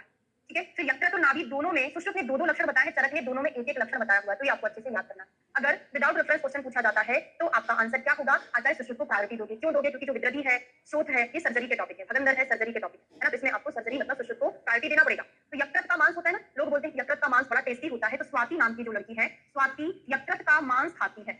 स्वाति यकृत का मांस खाती, तो यकृत से हो जाएगा यकृत, श्वास से हो जाएगा श्वास, टी से हो जाएगा तृष्णा। तो श्वास और तृष्णा यकृत तक में मिलता है, चरक का ओनली श्वास मिलता है, इनका तृष्णा एक्स्ट्रा है, चरक का श्वास। अब चरक के श्वास दो जगह आ गए, एक तो हृदय में प्रॉब्लम तो श्वास में दिक्कत, और यकृत में प्रॉब्लम तो श्वास में दिक्कत है ना। तो दो जगह जब भी हमारे पास सिमिलर चीजें आती हैं तो हम वहां पर एक स्पेशल सिंबल बना लेते हैं कि इस पेज में हमको दो चीजें ऐसी देखने को मिलेगी जो हमको एग्जाम में कंफ्यूज करेंगी। ठीक है, अब आता है प्लीहा।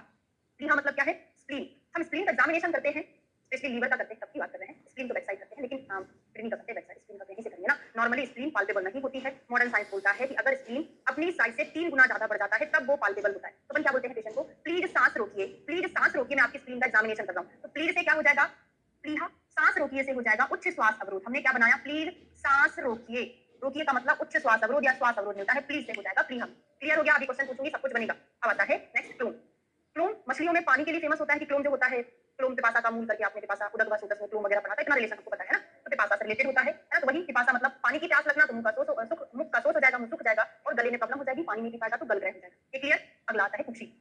खाली घर भूतों का राज बोलते हैं ना। अगर खाली घर मतलब हमारा पेट खाली हो जाएगा तो वहां पर वायु अपना डेरा डाल के बैठ जाती है, तो मारुत प्रकोप। पेट खाली इसलिए बोलते हैं, ज्यादा खाली पेट नहीं रहना चाहिए, वायु का प्रकोप हो जाता है। तो वायु का प्रकोप, ये हम कुक्षिगत विद्रथी की बात कर रहे हैं। तो कुक्षी में प्रॉब्लम है, साथ में पांच में प्रॉब्लम हो जाएगी। तो कुक्षी पार्श्वांतर शूल और अंश प्रदेश में भी शूल मिलेगा। आचार्य चरक का कुक्षी पार्श्वांतर शूलम अंश शूल श्लोक में दिया। पेट की दिक्कत तो है, लेकिन यहाँ पे भी दिक्कत बता दी है। ये बहुत इंपॉर्टेंट क्वेश्चन बन सकता है, इसके गलत होने के चांसेस आपके 99.99% हो सकते हैं। आप क्या लगा दोगे, हृदय पास में है तो आप अंशूल हृदय का लगा दोगे, हृदय का नहीं है, कुक्षी का। तो याद कर लो, कुक्षी में प्रॉब्लम तो पास में प्रॉब्लम, पास भी तो यहाँ तक गया हुआ है ना, तो अंश प्रदेश में प्रॉब्लम हो जाएगी। अब वंशर का और वृक्क का थोड़ी देर से याद कराऊंगी, क्योंकि एग्जाम में ये दो ही क्वेश्चन बहुत ज्यादा बात पूछे गए हैं, अधिकतर यही पूछा जाता है।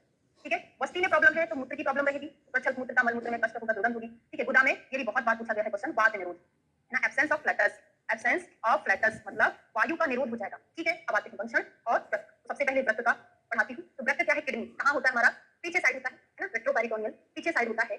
तो पीछे को हम क्या बोलते हैं, पृष्ठ बोलते हैं ना। पीछे को क्या बोलते हैं, पृष्ठ बोलते हैं। तो याद रहेगा, यहाँ पे अभी मैं चरक सुश्रुत का ऐसे याद नहीं करा रही हूँ, अभी मैं कॉमन टर्म आपको याद करा रही हूँ। थोड़ी देर से जब यहाँ पर पढ़ेंगे तब हम याद करेंगे कौन सा चरक का है, कौन सा सुश्रुत का है। अभी ओनली लक्षण हमको याद करने का टास्क है। तो वृक्क कहाँ होते हैं, पृष्ठ में होते हैं। तो श्लोक कहाँ से शुरू होगा, पृष्ठ से शुरू होगा, बाद में कटी आएगा। क्योंकि देखो अभी हमको कटी पृष्ठ ग्रह भी आने वाला है।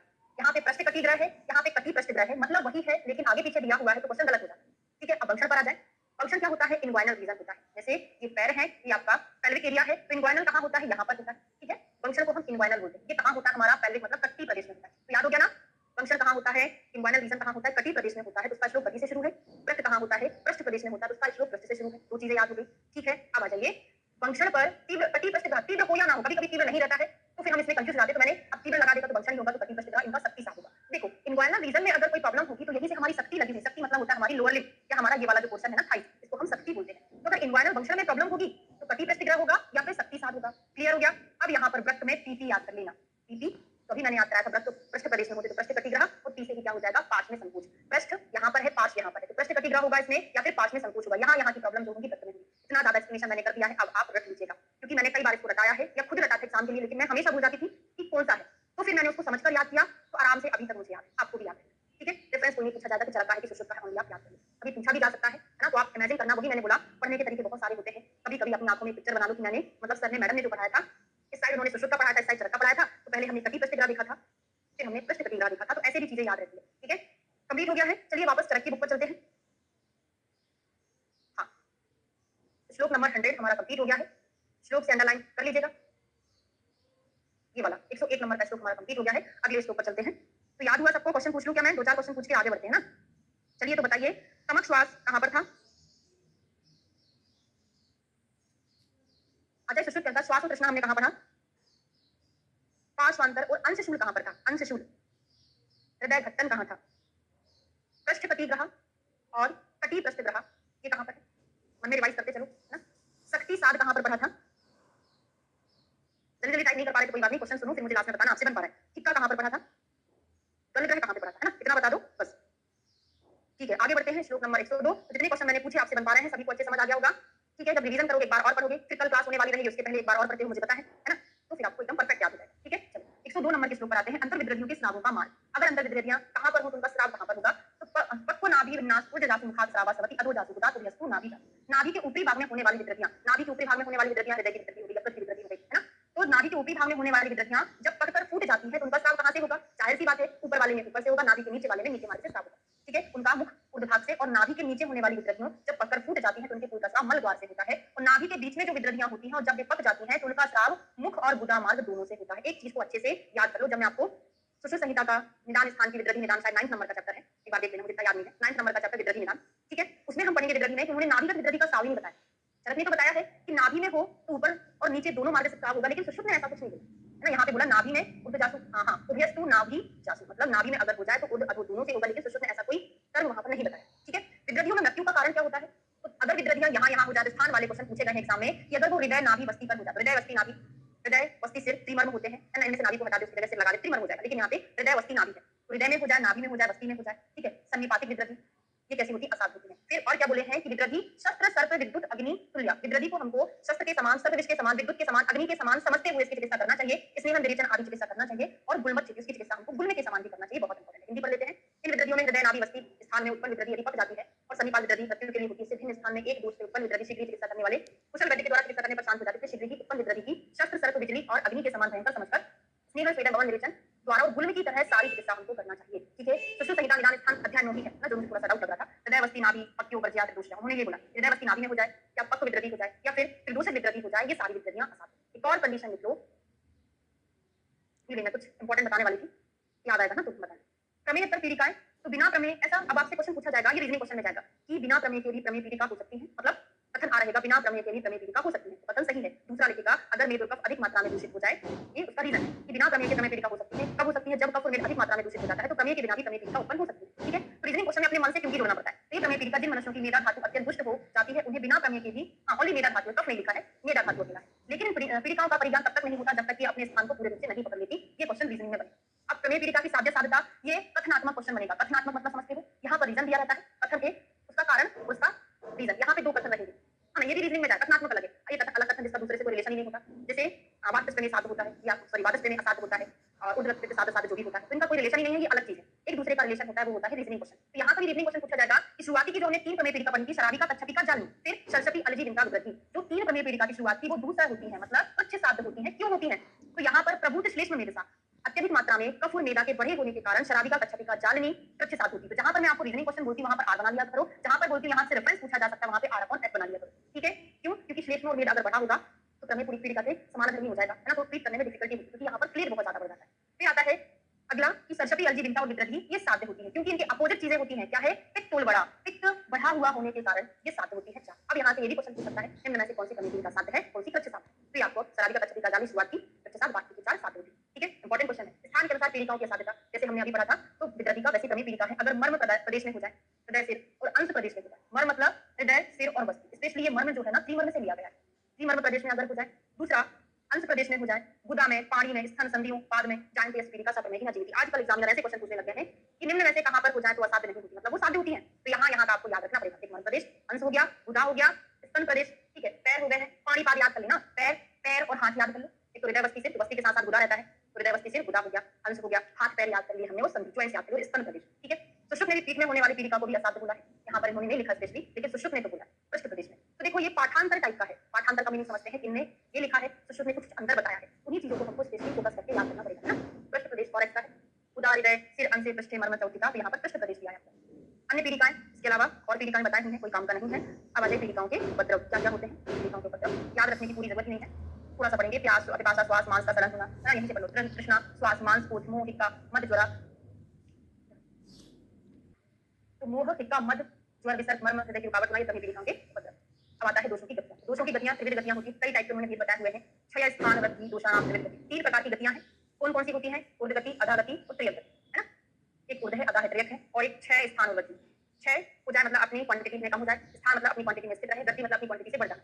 तो क्षय, स्थान, वृद्धि एक प्रकार का डिवीजन हो गया, ऊर्ध्व, अधः, त्रियक एक दूसरे प्रकार का डिवीजन हो गया। फिर कोश, शाखा, मर्मांश की संधि एक और डिवीजन हो गया। एक पित्ता, विधि, भेद, दोषाणाम, त्रिविध गति। इस प्रकार विधि भेद से दोषों की तीन गतियां होती हैं। आपसे क्वेश्चन पूछा जाएगा कि यह त्रिविध भेद से दोषों की तीन गतियां अलग अलग बताई गई। यहाँ पर शॉर्ट में एक डायग्राम बना हुआ है, मतलब चार्ट बना हुआ है, यहाँ से आप पढ़ेंगे। अगला है 140 नंबर का श्लोक। तो छह प्रकोप प्रश्मनानाम पित्तादीनाम यथा क्रमः एक एक सरसु कालेश्व भ्रम आगम आदि। पित्त, कफ, वायु तीनों दोषों के क्रम से संचय, प्रकोप, प्रश्मन, वर्षा, हेमंत, शिशिर, वसंत, ग्रीष्म एक एक का होता है। अब ये क्रियाशाली में आपने कई बार पढ़ा है, चरक सूत्र 6 में मैंने आपको लिखा कर पढ़ाया था, इस दोष का संचय कब होता है, उसका प्रकोप कब होता है, मैं कई बार पढ़ा हुआ, लिख कर लिखा हुआ वैसे अगले पेज पर ये लिखा है, संचय, प्रकोप और शमन। तो अकेला आपको एक एक चीज याद रखना है। प्रकोप काल याद रखना है, पित्त का प्रकोप शरद में, कफ का वसंत में और वात का कावट में। किसी ने वर्षा बोला है, मतलब चरक ने, कावट तो शुष्क ने बोला है। तो अकेला प्रकोप याद रखना, उसके जस्ट एक पहले की ऋतु में उसका संचय होगा, प्रकोप के जस्ट एक बाद की ऋतु में उसका शमन होगा। ये कंसेप्ट सर्व सामान्य सिद्धांत है। अब यहाँ से क्वेश्चन पूछा जाता है, हाँ अब ये चीज मैंने एक और कोई से प्रीवियस ईयर के क्वेश्चन पेपर में पढ़ी थी, तब इसको अंडरलाइन किया था कि दोषों की दो अन्य गतियां भी होती हैं, गति काल गता जैसा चा यथा पुनरुच्यते गतिश्च दुविधा प्राकृतिक गति। पूछा था कि दोषों की दो गति कौन कौन सी होती है, एक प्राकृतिक गति और एक व्यक्तिगत गति। त्रिविध त्रिविध हमने खूब पढ़ लिया, फोकस नहीं किया, लेकिन यही क्वेश्चन एग्जाम में पूछ लिया था। इन ऊपर बताए हुए संचय, प्रकोप और प्रश्न को कालप्रत गति कहते हैं, और दूसरी दोषों की गति प्राकृतिक और व्यक्तिगत दो प्रकार की भी मानी गई। पित्त की प्राकृतिक और व्यक्तिगत गति क्या होती है, पढ़ने की जरूरत नहीं है। अब आ जाइए, यहाँ पे पूछा जाता है आचार्य चरक ने प्राकृतिक कफ को क्या बोला है, तो प्राकृतिक कफ को चरक ने बल बोला है और विकृत कफ को मल बोला है। कितना आराम से बोला है, एक बा और ला बल, एक मा और ला मल, है ना। प्राकृतिक जो रहेगा बल रहेगा, विकृत रहेगा उसको मल बोलेंगे। साचे भोजा स्मृता काये साचा पापमा उपदिश्यते। और बोले हैं कि प्राकृतिक कफ को ही शरीर में ओज और विकृत को ही पाप कहा गया है। अब दो टर्म दिए हैं चरक ने। प्राकृतिक कफ को बल भी बोला चरक ने और ओज भी बोला है। ठीक है, विकृत कफ को मल भी बोला है और चरक ने पापमा भी बोला है। सुश्रुत ने बल किसको बोला है, कोई मुझे बताएगा? आचार्य सुश्रुत के अकॉर्डिंग बल क्या होता है? सुश्रुत सूत्र स्थान के 15 नंबर का चैप्टर का रेफरेंस है। क्या बोला है?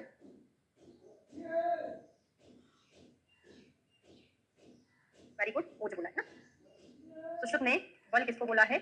ओज को बोला है। ठीक है, ओके, तो ये आपको अच्छे से याद रखना। अभी रेफरेंस पूछा जाएगा कहाँ का है। सबको लगता है ये कहाँ का होगा? चरक चिकित्सा स्थान 28 का होगा, जो बिल्कुल गलत है। हमको वात दिखा जाएगा तो हम वही आंसर लगा देते। सर्वाही चेष्टा वातेन सा प्राणा प्राणिनाम स्मृता। सभी व्यक्ति की जो चेष्टा है वात के द्वारा होती है ना। प्राणियों के प्राण जो है सारे इसी पर निर्भर होते हैं। तेने रोगा जानते तीन चौक उच्चते। तो बात की प्राकृतिक और वैकृतिक गतियां, तो प्राकृतिक अवस्था में गमन करने वाली वायु प्राणियों का प्राण कहा जाता है। अगर सामान्य वायु है तो प्राणियों के प्राण कहे जाएंगे। सारी चेष्टाएं वायु के द्वारा होती है। विकृत अवस्था में जब शरीर में गमन करती है तो उसे विकृत वायु से तरह तरह के रोग होते हैं और उससे मृत्यु भी हो जाती है। उपसंहार नित्यम संहिता मित्रम समीक्षम आत्मना आत्मान। नित्यम इसका परिचय इंपॉर्टेंट नहीं है। स्थायी आयु इच्छा रखने वाले जितेंद्रिय पुरुष के लिए उचित है तो अपने आत्मा को रोग स्वरूप अमित्र से घिरा हुआ समझकर सर्वदा युक्त अपनी परिचर्या करे। ये हमारा 17 नंबर का चैप्टर कंप्लीट हो गया। अगला चैप्टर शुरू करते हैं 15 नंबर का त्रिशोथी अध्याय। नाम अच्छे से याद होना चाहिए। हमको क्या लगता है? अष्टोदरी अध्याय। अष्टोदरी अध्याय 18 है। आसे अष्ट आसे 18 ऐसा नहीं है। अष्टोदरी अध्याय इसके बाद का है 19वां। त्रिशोथी अध्याय कौन सा है? 18वां चैप्टर है। शोध का वर्णन। यहाँ से ये रेफरेंस पूछा जाता है आचार्य चरक ने शोध का वर्णन कहाँ पर किया। ठीक है, महारोग अध्याय 20 है ना। अष्टोदरी तो 19 है। महारोग अध्याय जो हम पढ़ेंगे वो 20वां है। तो शोध कितने प्रकार का होता है? कितने प्रकार का होता है, कोई बताएगा? शोध कितने प्रकार का होता है? हाँ बताइए।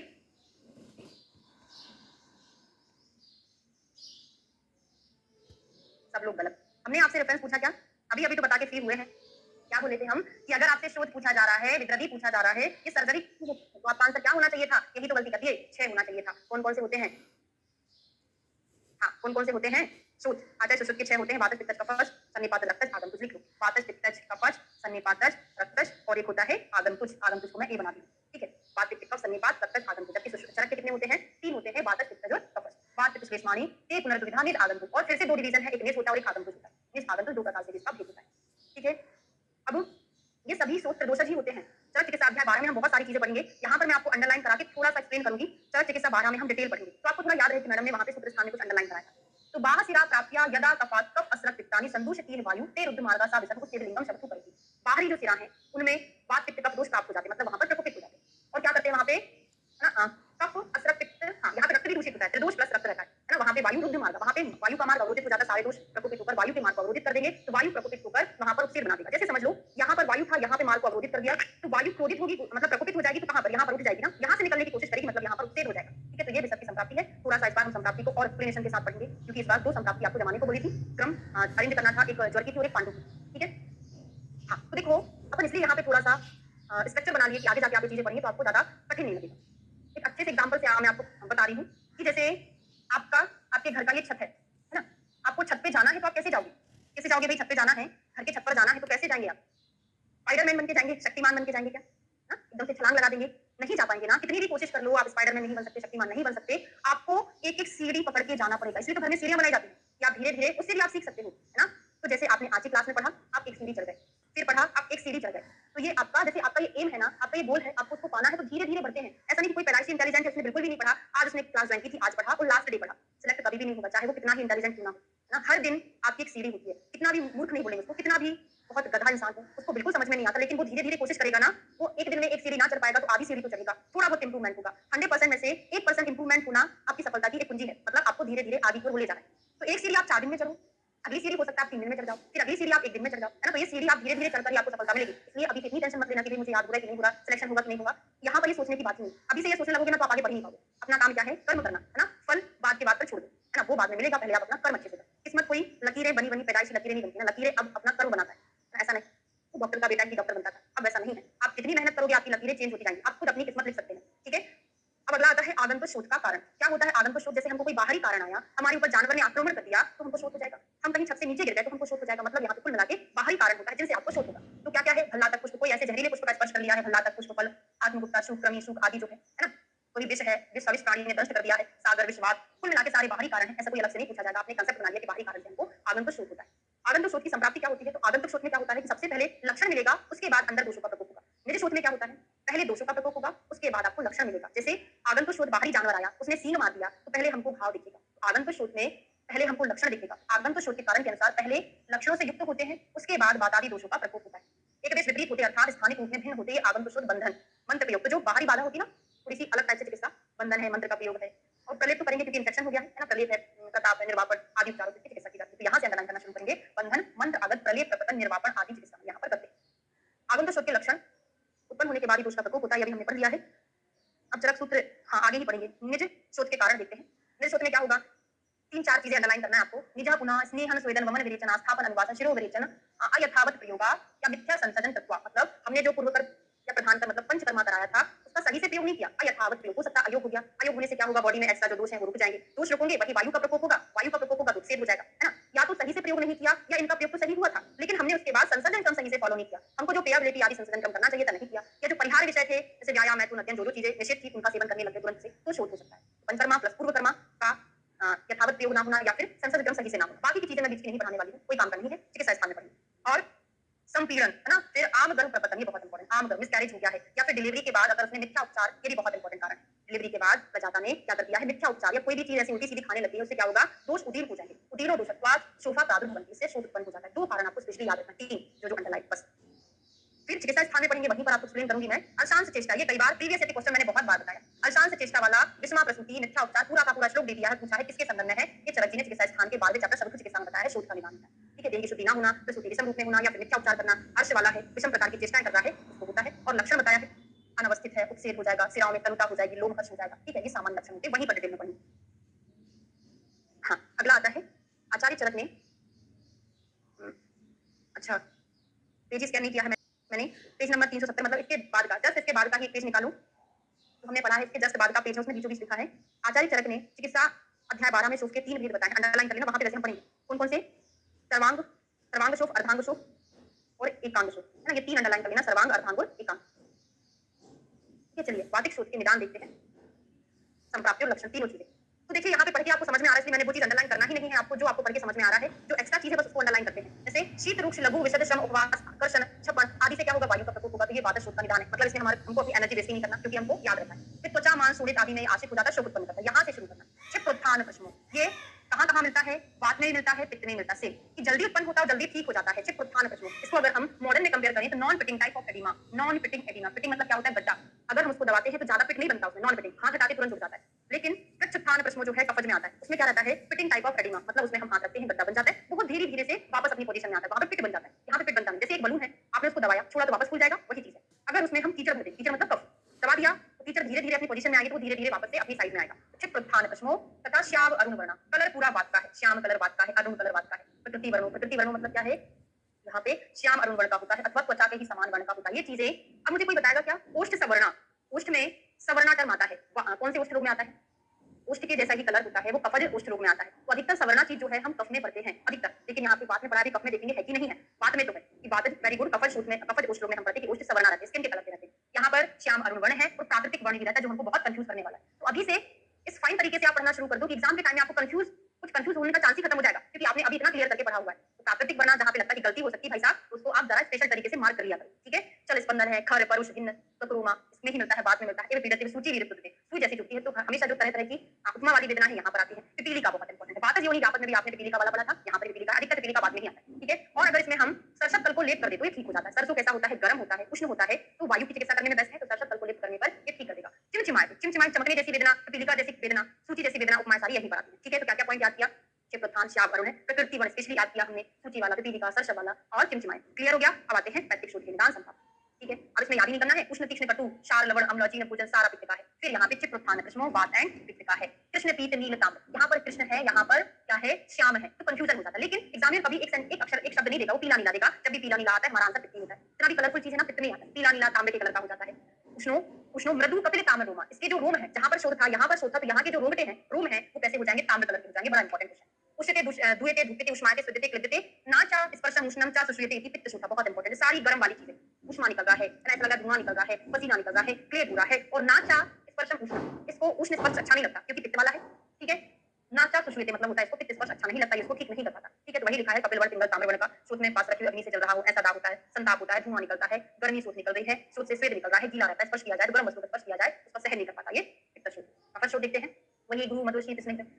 तो पढ़ने की कैपेसिटी कैसे बढ़ाना, मैंने वही बोला कि जो चीज सर्वसामान्य होती, मैंने कुछ बच्चों की बुक देखी थी जब हम कोचिंग करते थे, वो मार्कर में आते ना हाइलाइटर में, आपको मेरी बुक दिख रही होगी, कभी मैंने हाइलाइटर यूज नहीं किया है, और दूसरी बात मैंने सारी चीजें कभी अंडरलाइन नहीं की, क्योंकि अंडरलाइन वही चीज करना जिन पे आपको फोकस करना है। पता चले सारा अंडरलाइन कर लिया तो पढ़ोगे क्या, सारा ही पढ़ना पड़ेगा ना एग्जाम में। तो अपना दिमाग क्या होता है, बहुत सारी चीजें अगर इकट्ठा उसमें हो तो सब टीचर हो जाता है, वो याद नहीं रख पाता। तो इन चीजों को ना अंडरलाइन करना, क्योंकि आप समझ रहे हो ना, गुरु मधुर शीत स्निग्ध सबको ही प्रकोपित करेगा, बात को थोड़ी ना करेगा। तो ऐसा नहीं कि इंपॉर्टेंट नहीं है, इंपॉर्टेंट तो है, लेकिन ये सर्वसामान्य सिद्धांत होता है। फिर बचा मान थोड़े ने कृच्छ्रुत्थान प्रश्न, तो वात्र पित्त में शिप्रोत्थान था, तो यहाँ पर लिख लियो। अच्छा पढ़ने वाला कौन, जो सारी चीजों को लिखते चला करे, है ना। फिर पांडु श्वेत वाला ये था, श्याम अरुण वाला सवर्णा वाद था। फिर कृष्ण नीला पीला कौन था, पित्त था। यहाँ पर सवर्णा दिख रहा है क्या, बिल्कुल नहीं दिख रहा, तो आप यहाँ पे लिख लो जो प्राकृतिक वर्ण का था वो वाद वाला था। अगले एग्जाम में ये क्वेश्चन आ सकता है, नहीं आता ऐसा नहीं बोलना, मैडम ने बोला था आ सकता है, ऐसा बोलूंगी तब तो आप याद रखोगे ना।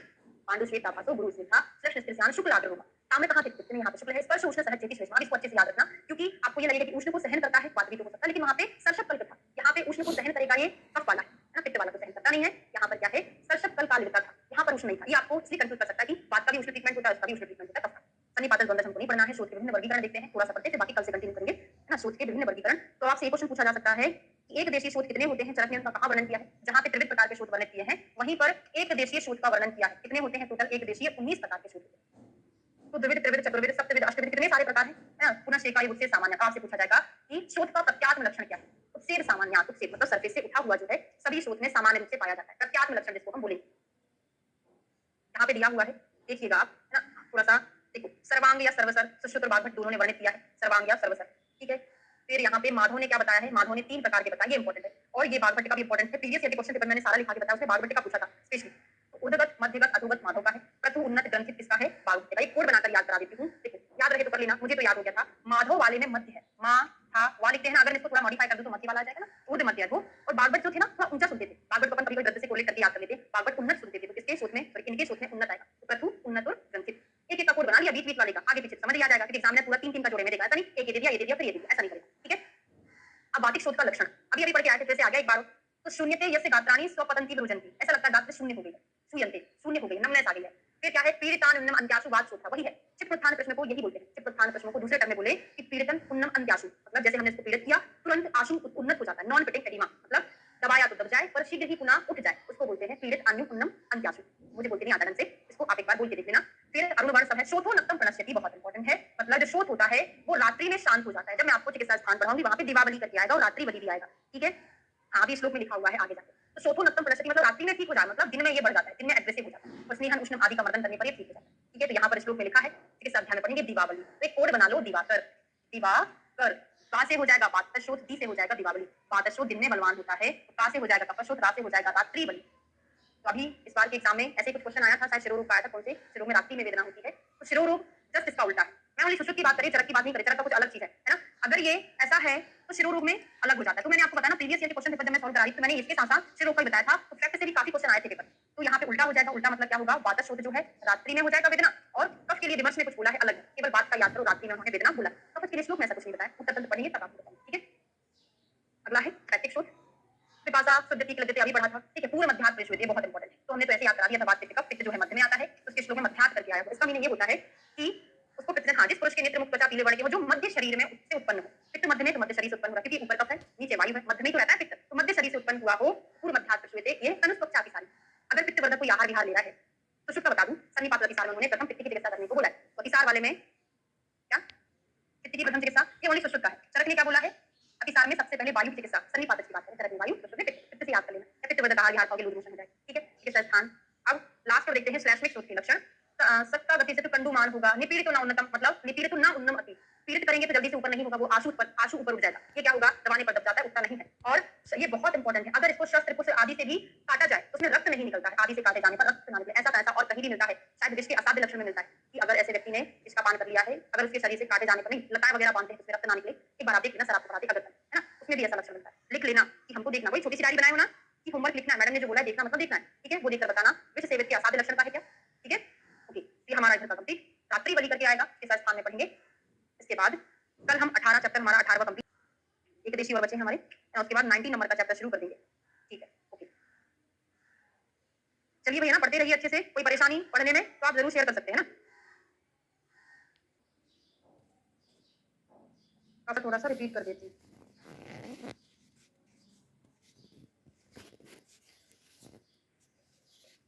चलिए स्टार्ट करते हैं।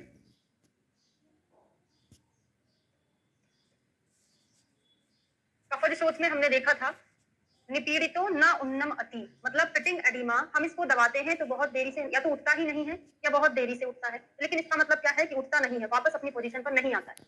यस्य शस्त्र कुश छिन्न शोणितम ना प्रवर्ते, अगर किसी को कफज शोथ है, हम उस व्यक्ति के उस शोथ को शस्त्र से भी काट देंगे तब भी वहां पर रक्त नहीं निकलता। और होमवर्क देखने को मैंने बोला था, किसने देखा है कि ऐसा किसमें मिलता है कि अगर उस व्यक्ति को लताएं बताएं लपेट दिया किसी शस्त्र से काट दे तो उसमें रक्त नहीं निकलता, ये कल का होमवर्क था।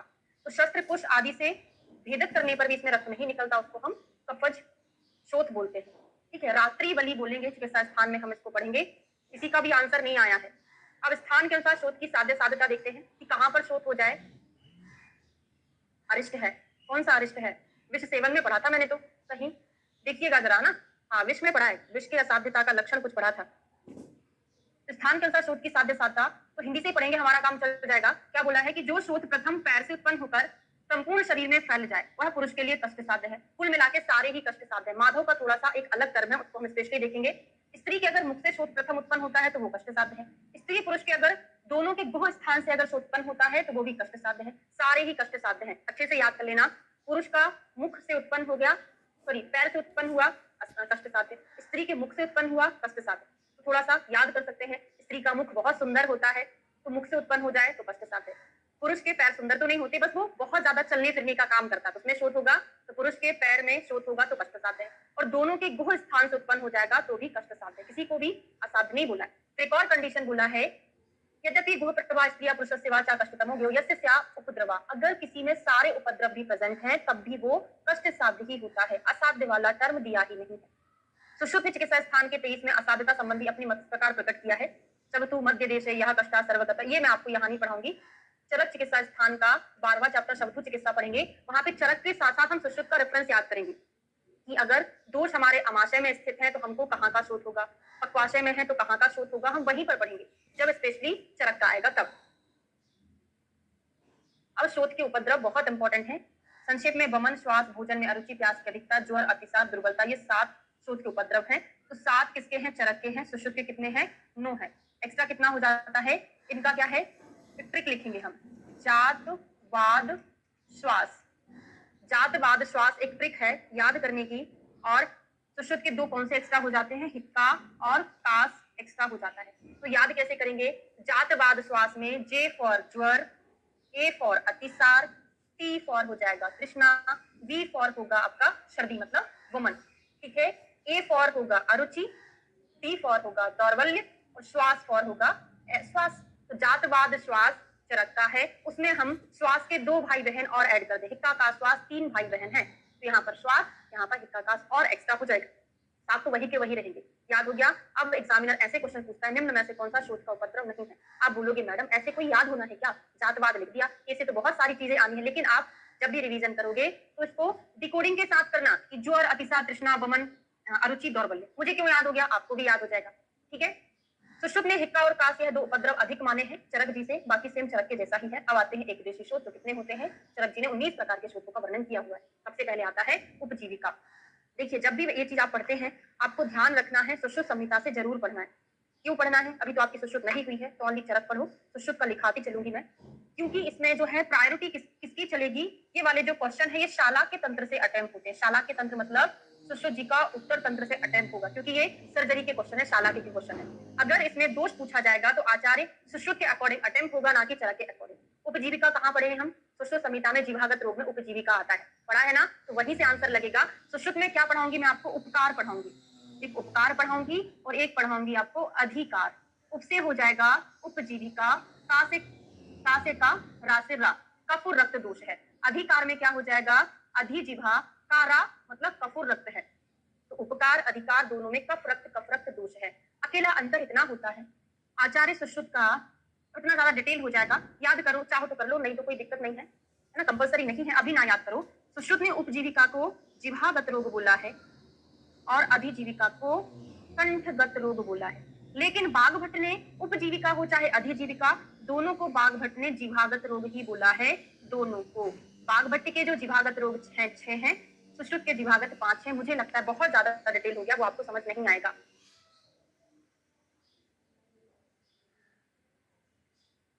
समझ आया कि नहीं आया? ये सुश्रुत का है। क्लियर हो गया? एक बार सुपरफिशियल बता दूं, नहीं समझ में आएगा तो बिल्कुल प्रेशर नहीं देना दिमाग पे, क्योंकि ये आप जब पढ़ोगे तब आपको समझ में आएगा, जब मैं आपको सुश्रुत निदान स्थान का 16वां चैप्टर पढ़ाऊंगी। सुश्रुत ने जीवागत बोले 5, बाघभट्ट ने कितने बोले 6। इसका मतलब क्या हो गया? सुश्रुत के जीवागत कौन कौन से होते? 5। वातज, पित्तज, कफज। मतलब वातज जीवाकंटक, पित्त जीवाकंटक, कफज जीवाकंटक। एक होता है अलास और एक होता है उपजीविका। तो बाघभट्ट के जो 6 होते हैं तो सेम टू सेम 5 तो यही हो जाएंगे, एक और एक्स्ट्रा हो जाएगा उनका अधिजीविका। तो सुश्रुत ने जब जीवागत में उपजीविका माना है, अधिजीविका नहीं माना है, तो अधिजीविका कहाँ माना है? सुश्रुत ने कंठगत में माना है। बता दिया है, ना समझ में आया मत याद करो, बस इतना याद करो कि मैडम ने कुछ बताया था, जब आप पढ़ोगे तब आपको समझ में आ जाएगा। ठीक है, बस बात आई थी तो बता दिए हैं। उपजीविका में दोष देखते हैं चरक का, श्लेष्मा होता है, कफ होता है। तो देखो यहाँ पर सारा स्थान किसका है? कफ का है ना, तो यहाँ पे जीवा में कफ लगा रहता है, तो जीविका में कफ, कफ का कोडिंग रहता है, सॉरी कोटिंग रहता है ना कफ का। उपजीविका में कफ दोष है। जिह्वा मूले अवतिष्ठन्ते, सॉरी अवतिष्ठते, अवतिष्ठन्ते कहीं और आएगा, जिह्वा के मूल में स्थित होता है। जिह्वा कहाँ हो रहा है? जिह्वा का मूल, ये हमारी जिह्वा है, ये हमारा कंठ है, तो जिह्वा के मूल में ये स्थित होता है। आशु संजनित शोफम, एकदम से शोफ उत्पन्न हो जाता है, बहुत जल्दी शोफ उत्पन्न होता है। उपजीविका में दोष इंपॉर्टेंट है, कफ है, जिह्वा मूल में होता है। जिह्वा उपजीविका नाम ही है तो जिह्वा मूल में होगा और बहुत जल्दी शोफ होता है। अभी हमने पढ़ा, याद नहीं किया, क्योंकि आशु संजनित शोफम 2 जगह आएगा, सनह संजनित शोफम 1 जगह आएगा, तो हम उसको कंपेयर करके याद करेंगे। क्लियर हो गया? चलो आगे बढ़ते हैं। सुश्रुत अधिजीविका, जिह्वा परिदिष्टा, ये मैं ओनली अंडरलाइन करा रही हूँ, याद कराऊंगी तो बहुत ज्यादा हो जाएगा, तो मत याद करो, बिल्कुल भी नहीं पढ़ना, उसको छोड़ देना। गलशुंडी, एक होता है गलशुंडी का, एक होता है गलगंड और एक होता है गलग्रह। तीनों में डिफरेंशियल डायग्नोसिस आपको बनाते आना चाहिए क्या होता है। तो पहले हम पढ़ने जा रहे हैं गलशुंडी। जिस व्यक्ति के शरीर में कुपित हुआ कफ काकल प्रदेश मतलब तालु मूल प्रदेश में अपना स्थान बनाता है, तो शीघ्र ही वहां शोथ उत्पन्न कर देता है, उसको गलशुंडी कहते हैं। तो यस्य श्लेष्मा काकले अवतिष्ठते आशु संजनेत शोफम। इसके पहले मैंने आपको क्या पढ़ाया था? उपजीविका पढ़ाया। अधिजीविका था कि उपजीविका? अभी अभी पढ़ के आए हैं भी, उपजीविका है ना, उपजीविका। हिंदी हिंदी पढ़ा दूं, उसके बाद आपको एक्सप्लेन करूंगी, समझ में आएगा। गलगंड क्या होता है? श्लेष्मा रहता है। गल बाहा अवतिष्ठते, गले के बाह में सनह संजनित शोफम, धीरे धीरे शोफ उत्पन्न होता है, गलगंड हो गया। गलग्रह क्या होता है? इसमें भी कफ दोष रहता है, प्रकुपित स्तन से अंतर गले, ये गले के अंदर प्रदेश में रहता है, और आशु संजनित शोफम, बहुत जल्दी शोफ उत्पन्न कर देता है, तो आशु संजनित गलग्रह है। ठीक है, और आशु संजनित गलशुंडी है, आशु संजनित उपजीविका है, तो बहुत जल्दी शोफ उत्पन्न करता है। कहां कहां हमने पढ़ा? संजनित शोफम, स्पेलिंग थोड़ी सी गलत लिख दी है, सही लिख लेना। 3 जगह पढ़ा हमने, उपजीविका, दूसरा गलशुंडी, तीसरा गलग्रह, 3 जगह हमने पढ़ लिया है। क्लियर हो गया? अब देखते हैं गलशुंडी में दोष क्या है? श्लेष्मा है। कहाँ स्थित होता है? काकल प्रदेश में, यहाँ पर दोष स्थित होते हैं तालु मूल में। अब बताओ उपजीविका में और गलशुंडी में डिफरेंस क्या हो गया? उपजीविका में भी यही था, आशु संजनित शोफम, इसमें भी यही है, आशु संजनित शोफम। उपजीविका में भी कफ दोष था, यहाँ पर भी कफ दोष है, अंतर अकेला अधिष्ठान का है। उपजीविका में जिह्वा से ही कोड बना लो, जिह्वा मूल में अवतिष्ठित होता है। ओनली चरक की बात कर रही हूँ अभी मैं, सुश्रुत की बात नहीं कर रही। जिह्वा मूल में अवतिष्ठित होता है, लेकिन गलशुंडी में काकल प्रदेश में होता है। याद कर लोगे ना? काकल प्रदेश में। इतना मैं क्यों पढ़ा रही हूँ? डायरेक्ट याद कराते चलती ना, क्योंकि अभी आपको समझ नहीं आएगा। अगर आप इस तरीके से डिफरेंस करके पढ़ोगे तभी आपको एग्जाम में एकदम क्लियर कट याद आ जाएगा, नहीं तो याद नहीं आएगा, वो कंफ्यूजन हो जाएगा। वहां पर श्लोक दिया रहेगा, फिर आपको पूछेगा किसका है। ठीक है, अगले पर आते हैं, फिर मैं आपको 4 रिवाइज करा दूंगी, अच्छे से याद हो जाएगा। गलगंड, घेंघा रोग जिसको बोलते हैं ना, क्या आपके टूथपेस्ट में नमक है, वो एकदम से गेट खुलता है, रिपोर्टर आते हैं, माइक लिए रहते हैं हाथ में, क्या आपके टूथपेस्ट में नमक है? वही नमक वाला। कैसा होता है घेंघा रोग? गले के बाहर होता है ना, गलगंड बाहर होता है। तो देखो श्लेष्मा है, गले के बाहर होता है, लेकिन धीरे धीरे होता है। किसी ने आज नमक वाला, नमक में आयोडीन वाला नमक नहीं खाया, एकदम से घेंघा रोग हो जाएगा क्या? एकदम से वाइटर गलगंड हो जाएगा क्या? नहीं होगा ना। धीरे धीरे सालों, 2-4 साल वो आयोडीन युक्त नमक नहीं खा रहा, तब उसको गलगंड होगा। तो यहाँ पे धीरे धीरे शोफ उत्पन्न होगा, एकदम से नहीं होगा। फिर आते हैं गलग्रह। गलग्रह मतलब होता है कोई चीज फंस जाना, जैसे हमने बेर खाया, इतना बड़ा बेर खाया, अब ये बेर कहाँ फंस गया? गले के अंदर फंस जाएगा, उसको बोलते हैं गल में ग्रह हो जाना, गले में कोई चीज फंस जाना, गले की क्रियाविधि रुक जाना। ठीक है, तो श्लेष्मा तो रहेगा। प्रकोपित तिष्ठन्ते अंतर गले, अंदर होता है और एकदम से होता है। हमने आज बेर खाया था, तो हमको 8 दिन बाद जाके गले में बेर फंसेगा क्या? नहीं फंसेगा ना, तुरंत फंस जाएगा। तो आशु संजनित शोफम, देखो चारों श्लोक जो हमने पढ़ा, उपजीविका, गलशुंडी, गलगंड, गलग्रह, पूरा सेम है। अंतर किसका था? सनय संजनित, आसु संजनित का था। अंतर किसका था कि कहां पर दोष अवतिष्ठित हो रहे हैं। उपजीविका में जिह्वामूल, गलशुंडी में कातल प्रदेश, गलगंड में गले के बाहर, गलग्रह में गले के अंदर। चारों याद हो गया। चारों में चरक का कफ दोष है, सब कुछ सेम है। तीनों में आंसू संजनित है, ओनली जो घेंगा रोग था उसमें कैसा था? शनह संजनित शुभ। इतना याद हो गया हो तो बता दो, मैं आगे बढ़ूंगी। क्लियर हो गया? जहां पर चीजें सिमिलर है उनको थोड़ा सा आराम के साथ ही हम याद करेंगे। ठीक है, अब आता है विसर्ग। अब कोई सिमिलरिटी नहीं है, 2-3 और आएगा, बता दे जाया करो, है ना। हमको लगना चाहिए, फीलिंग आना चाहिए कि अपनी ऑफलाइन क्लास चल रही ना कि ऑनलाइन। ठीक है, चलो। तो पित्तम प्रकुपितम सरक्तम त्वची सर्पति शोथम सरागम जनित विसर्पतस्य जायन्ते। इतना याद कर लो। विसर्प जो शोथ है, विसर्प बीमारी के बारे में बात नहीं कर रहे हैं हम, विसर्प रोग के बारे में बात नहीं कर रहे हैं, विसर्प शोथ के बारे में बात कर रहे हैं कि क्या होता है इसमें? पित्त और रक्त दोष होता है। एक कोड बना लो, पित्त रक्त दोष होता है और शोथ उत्पन्न होता है, त्वचा पर होता है। तो सर्प को याद कर लो, जब सर्प काटता है तो पीड़ा होती है। जब भी हमारा पित्त रक्त आएगा हम उसको पीड़ा से कोड बनाते हैं। पी से हो जाएगा पित्त, रा से हो जाएगा रक्त। सांप काटेगा, पीड़ा होगी। पित्त रक्त होता है और कहां पर काटता है? सांप त्वचा पर काटता है। तो याद रहेगा ये त्वचा को अधिष्ठित करके होता है। ठीक है, तो त्वचा में रेडनेस तो होगी। जिस व्यक्ति के शरीर में कुपित हुआ पित्त रक्त के साथ त्वचा में फैलता है और रक्त वर्ण का शोथ उत्पन्न होता है, उसको हम विसर्प कहते हैं। अब आता है पीड़िका। विसर्प और पीड़िका का श्लोक और तिल पिपलू व्यंग नीलिका का प्रयोग श्लोक सेम है। 3 का श्लोक फिर सेम आने वाला है। इसका हम एक चीज को कोड बनाकर याद करेंगे तो याद रहेगा। ठीक है, तो पीड़ी पित्तम प्रकुपितम त्वचे रक्ते अवतिष्ठते सोफम सरागम जनित पीड़िका तस्य जायते। इतना श्लोक आपको दे देगा एग्जामिनर। बिल्कुल नहीं पकड़ पाओगे कि मैडम ने बताया था पित्त, मैडम ने बताया था रक्त होता है, त्वचा, ये सब बताया तो था मैडम ने, काय में बताया था, विसर्प में भी तो बताया था, और मैडम ने ये भी बताया था कि राग होता है, तो यहाँ पर भी तो था। अंतर किसका था? पूरा है, पित्त है, रक्त है, त्वचा है, शोथ है, श्राद्ध है, सब कुछ इसमें है, इसमें भी सब कुछ है। बस अवतिष्ठते का कोड बनाएंगे। अवतिष्ठते मतलब वही है कि त्वचा में स्थिर होता है। अवतिष्ठते संस्कृत का कोड बनेगा। देखो, मैं ऐसा नहीं बोल रही कि हर एक चीज का कोड बनाओ, लेकिन आप कितना समझ के पढ़ोगे, कितना याद करोगे। याद करने से अच्छा है कि उसको डायरेक्ट कोड बनाकर याद कर लो ना। इतना कैसे समझ पाओगे? कभी याद नहीं रहेगा। अवतिष्ठते, हमको शादी में जाना है, अचानक से इतनी बड़ी पीड़िका इधर इधर कहीं तो भी निकल आई है, तो हम टेंशन के मारे वहीं पर बैठ जाएंगे। अब हम शादी में नहीं जाएंगे, अच्छे नहीं दिखेंगे ना, तो अवतिष्ठते मतलब बैठ जाएंगे। संस्कृत में बोल दिया अवतिष्ठते, अहम अवतिष्ठते, अब मैं शादी में नहीं जाऊंगा, तो तिष्ठते हो जाएगा। याद हो गया? ठीक है, अगला देखते हैं। तो यहाँ पर ही पीड़ा हो रही है।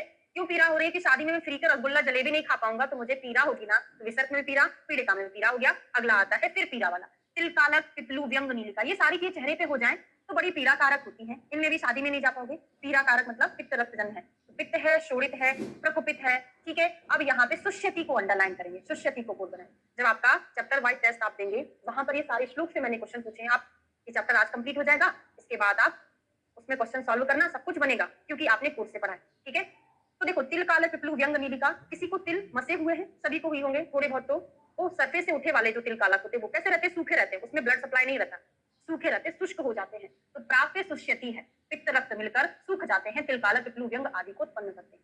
तो याद हो गया, नॉर्मली त्वचा आए तो विसर्प है, तिष्ठते आए तो पीड़िका है, सुष्यति आए तिल कालक, पिपलू, व्यंग है, बाकी पित्त रक्त सभी में है। इसको क्रम याद करने की कोशिश भी मत करना, एग्जाम में याद ही नहीं रहेगा कि क्या क्रम था। आपको दोष याद रहेगा और ये कंडीशन याद रहेगा बस।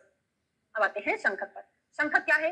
ये शोथ के बारे में पढ़ रहे हैं। एक शंखक अलग होता है, वही है, वो सिरोगत व्याधि में पढ़ते हो शंखक। ये शोथ है, वो चरक सिद्धि स्थान के 9वें चैप्टर में पढ़ोगे आप। शंखक कौन सा होता है, कौन से दोष होते हैं, देख लेना वहां पे। ठीक है, तो पित्तम प्रकुपितम संख्योपतिष्ठति शवतु शंखको नाम दारुणता से जायते। यहाँ पे जिस व्यक्ति के शंख प्रदेश में कुपित हुआ, पित्त अपना स्थान बनाता, वहां शंखक नाम का भयानक शोथ उत्पन्न होता है। शंखक शोथ की बात करें तो ओनली पित्त है, जबकि शंखक नाम की जो व्याधि है वो अलग है। अलग अलग आचार्य ने अलग अलग दोष बोला है। क्या बोला है जरा? शंखक नामक जो शिरोरोग है बता देती हूँ। सुश्रुत ने तो दोष प्लस रक्त बोला है। चरक का एक बार मैं चेक कर लेती हूँ, शायद फिरवा मुझे याद है। हाँ, फिरवा ही है, याद कर लेती हूँ। हाँ, मैं लिखा देती हूँ। सुश्रुत ने शंखक जो शिरोरोग है त्रिदोष प्लस रक्त बोला है, और चरक ने शंखक शिरोरोग में पिरवा बोला है। पिरवा मतलब पित्त, रक्त और वायु। पिरवा करके कोड बनाऊंगी मैं, पित्त, रक्त और वायु। ठीक है ना? ये हम शोध पढ़ रहे हैं। शंखक शोध में अलग चीज है। तो पित्त प्रकोपित होकर ओनली पित्त है, शंख प्रदेश में होगा और दारुण शंखक व्याधि को उत्पन्न करेगा। इसकी असाध्यता का उल्लेख सिद्धि स्थान के 9वें अध्याय में किया गया है। तो वहां पे इस शोध को इन्होंने क्या बता दिया? यही शिरोध रोग होता है। शोध को ही शंखक जो शोध है अकॉर्डिंग टू सुश्रुत, नहीं, त्रिदोष प्लस रक्त है। सुश्रुत का कफ रक्त नहीं है शंखक में। उधर मैं याद कराऊंगी आपको सुश्रुत का। सुश्रुत ने जो 4 प्रकार के शिरोरोग है ना, अर्धाविदक, शंखक, अनंतवात और एक और है ऐसे स्पेशल नाम का, है ना। तो वहां पर मैं कोड बनाऊंगी, सभी में त्रिदोष है, शंखक में रक्त भी है। तो कुछ लोग सुसाइड करते हैं, कनपटी में पिस्टल रखते हैं तो रक्त निकलता है ना शंख प्रदेश से, त्रिदोष प्लस रक्त उनका है, बाकी पूर्वाचा रखा है। तो इसी को उन्होंने आगे जाके सिद्ध स्थान में शिवरोग नाम ही दे दिया है। आपसे सिंपल क्वेश्चन पूछा जाए, सुश्रुत की प्रायोरिटी लगाना त्रिदोष प्लस रक्त, चरक का नाम लिया जाए तो पित्त रक्त और वायु लगाना, फिर वो क्वेश्चन के आंसर पर डिपेंड करेगा। तो त्रिरात्र जीवितम हंति, प्रीवियस ईयर में कई बार ये क्वेश्चन एग्जाम में पूछा गया है। त्रिरात्र जीवितम हंति शंख को नाम नामता जीवित प्रत्याकी समाचारित करके आता है, क्योंकि ऐसा का ऐसा हम रोहिणी में पढ़ेंगे। रोहिणी में थोड़ा सा टर्म अलग आता है, वो भी लिख लो। जब रोहिणी पढ़ेंगे तब उसको और लिख लेंगे एक बार, तो लिख लीजिए त्रिरात्र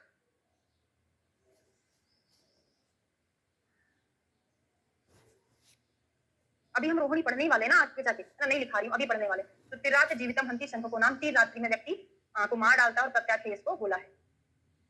ठीक है, तो आप यहाँ से बोल रहे हैं कफ पित्त रक्त ये हो गया और वायु ये हो गया, तो चारों दोष होता है ना, तो शुद्ध के चारों हो गया।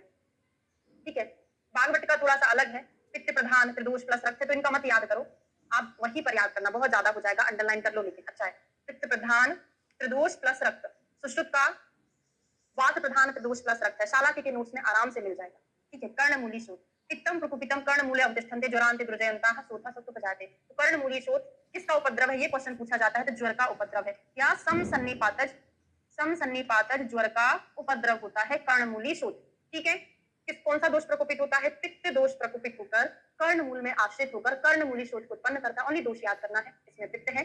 ठीक है, और कहां पर हो रहा है अवतिष्ठति, कर्णमूल में हो रहा है, नाम में दिया हुआ है।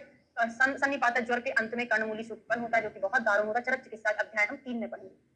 प्लीहा वृद्धि, तो अब यहाँ पे बात होगा, प्लीहा वृद्धि में कौन सा दोष है, बात दोष है। शनह परिपुदन, एक एग्जाम में पूछा गया क्वेश्चन, अभी लेटेस्ट 3 साल के पेपर है, उसमें ये क्वेश्चन आया था, शनह परिपुदन। तो जिस व्यक्ति की कुपित वायु प्लीहा को अपने स्थान से हटाकर स्थित होती है, उस व्यक्ति के वाम पार्श्व में धीरे धीरे वेदना होती है, तो कहां पर होती है, पार्श्व प्लीहा तक से अभिवर्तते। तो आपको पता है प्लीहा स्प्लीन मैंने आपको बताया था यहाँ होती लेफ्ट साइड, तो एंटीरियर सुपीरियर इलियक स्पाइन की तरफ इसका एनलार्जमेंट होता है। जनरली स्प्लीन पाल्पेबल नहीं होती, लेकिन अपने साइज से ये 3 गुना बढ़ जाती है, तब ये पाल्पेट होती है ना। तो हमेशा स्प्लीन की वृद्धि वाम पार्श्व में होती है ना, इस टाइप से वाम साइड रहती है। और क्या याद करोगे, धीरे धीरे वृद्धि हो रही है, तो शनह परिपुदन, और इसमें धीरे धीरे वेदना होती है। तो याद कर लो, स्प्लीन का एनलार्जमेंट धीरे धीरे हो रहा है, तो धीरे धीरे वेदना हो रही है, वायु का इन्वॉल्वमेंट है। गुल्म यदि आप जानते हैं सबसे मुख्य दोष वायु है, शूल होता है, श्लोक नहीं पूछा जाएगा, शूल होता है बस। वृद्धि रोग में वायु है, वंशणात वृषणों याद की बस। इस व्यक्ति के शरीर में प्रकोपित वायु शोध शूल उत्पन्न करके चलती हुई वंशन प्रदेश से वृषण प्रदेश में जाती है। आपको पता है वृद्धि यहीं पर होती है, इन्वाइनल रीजन वो कुछ ट्रायंगल होता है, अभी इस बार के एग्जाम में क्वेश्चन पूछा था ना, तो वहां पर क्या होता है, थोड़ा वीक हो जाता है ना, तो वहां से जो हमारे इंटेस्टाइन वाला पार्ट है स्क्रोटम में चला जाता है। ठीक है, वो आंतवृद्धि कहलाती है, मूत्रवृद्धि अलग है। ठीक है, तो वंशन प्रदेश से वृषण में जाती है, ये आपको पता है क्या होगा, वृद्धि ही होगा, कुछ ज्यादा याद करने की जरूरत नहीं है। उदर रोग में भी बात दोष प्रकोपित होता है, अब यहाँ पे पूछा जाता है प्रकोपित बात कहां पर आश्रय लेता है, तो त्वचा मांस के आभ्यंतर आश्रय लेता है, त्वचा और मांस के बीच में आश्रित होता है।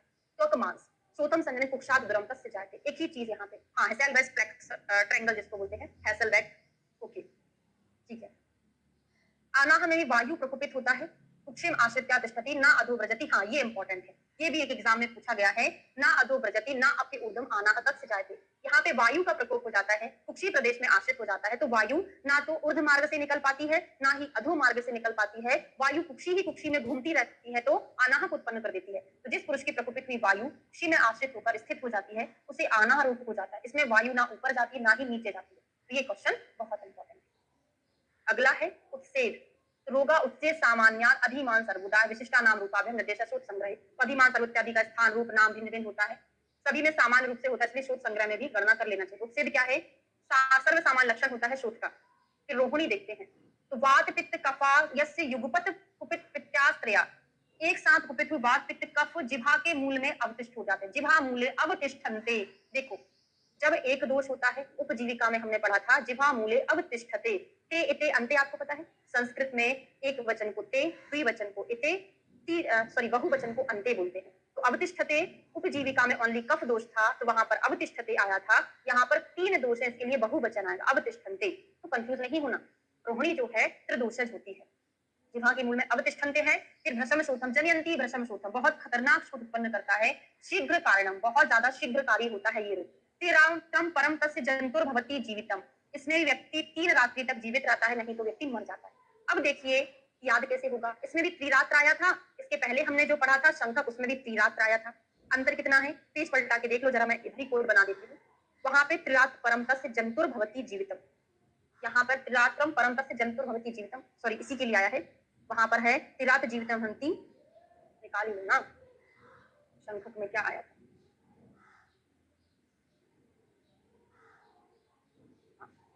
त्रिरात्र जीवितम हंति शंखो नाम नामतः, तो कुछ कोड बना लो भाई। वहां पे जीवितम से कोड बना लेंगे, यहाँ पर जीवितम से कुछ कोड बना लो शंख से कोरिलेट करके। वहां पे लास्ट में जीवितम आया, यहाँ पे शुरुआत में जीवित आया है ना। त्रिरात्र जीवितम, शुरुआत में जीवित किसमें आया है, शंखक में आया है। कुछ ऐसे करके कोड बना लीजिएगा कि शंख, पहले ना ये कोविड आ रहा था, प्रधानमंत्री जी ने क्या बजवाए थे, दिए जलवाए थे, थाली वगैरह जो जो है ना, ऐसे करके। अच्छा जंतु से बनाओगे, हाँ वेरी गुड, जंतु से बनाओ, जंतुओं का रोहन होता है, बिल्कुल। हाँ पिछली बार मैंने उसी से याद करा था, भूल जाते हैं यार हर बार, है ना। पिछली बार क्या बताए थे, तो यहाँ पे रोहिणी में जंतु आ रहा है, तो मैंने पिछली बार यही याद कराया था कि जंतुओं का रोहन होता है। जंतु धीरे धीरे अपनी साइज में बढ़ते जाते हैं, जंतुओं का रोहन होता है। ठीक है, हो गया होगा ना, आपको याद हो गया। अगला देखते हैं साध साता विकार नाम। तो एक यहाँ से श्लोक पूछा जाता है, रेफरेंस के लिए बनता है। अष्टोत्तरी अध्याय में आपको लिखकर पढ़ाऊंगी, है ना। इस व्याधि के कितने भेद और कौन कौन से भेद हैं वो आपको एक पेज में लिखना पड़ेगा, क्योंकि बुक से पढ़ाऊंगी तो आपको याद ही नहीं रहेगा। चलो अगला श्लोक है असाध्या शापरे संति व्याधो याप्त संगीता मृदु दारुण भेदेन ते भवंती चतुर्विधा ना। 4 प्रकार की व्याधियां यहाँ पर ही बता दी हैं। अन्य ऐसी असाध्य व्याधियां नहीं आपको कहा जाता है जिनमें अच्छी प्रकार की चिकित्सा लाभ का, जैसे मनुष्य अपना कार्य कर सकता है, और दूसरे ऐसे असाध्य में मूर्ख वैद्य द्वारा चिकित्सा करने का भी लाभ नहीं होता। मतलब वही है कि असाध्य को हमने 2 में डिवाइड किया था, एक याप बोला था और एक प्रत्याख्य बोला था या अनुक्रम में बोला था। तो यहाँ पे मैं अच्छी प्रकार की चिकित्सा हम कर लेंगे तो ठीक हो जाएगा, लेकिन उस असाध्य में एक और टाइप होता है प्रत्याख्य, उसमें कितनी भी अच्छी चिकित्सा कर दो व्यक्ति ठीक नहीं होता है। ऐसे ही साध्य के 2 भेद होते हैं। साध्य के कौन कौन से, वही साधुर प्रत्यसाद जो हम पहले सूत्र स्थान के 10वें चैप्टर में पढ़ा है। पुनः वे साध साध व्याधियां मृदु दारुण भेद से 2 प्रकार की और हो जाती है, 4 प्रकार की टोटल यहाँ पे दिया है। साध्य व्याधि के 2 भेद हैं, मृदु दारुण मतलब सुख साध्य कृच्छ साध्य। ऐसे ही असाध्य के 2 भेद हैं, मृदु दारुण मतलब याप्य और असाध्य। जो मैंने पढ़ाया समझ आ गया कि नहीं आया, मैं लिख के बता देती हूँ। साध्य के 2 भेद होते हैं जो हमने सूत्र स्थान के ही 10वें चैप्टर में पढ़े थे, सुख साधुर कृच्छ साध्य, इसको मृदु दारुण बोलते हैं। ऐसे ही असाध्य की कैटेगरी में भी 2 चीजें होती हैं, एक याप होता है और एक प्रत्याख्य होता है। प्रत्याख्य को ही हम अनुक्रम में बोलते हैं।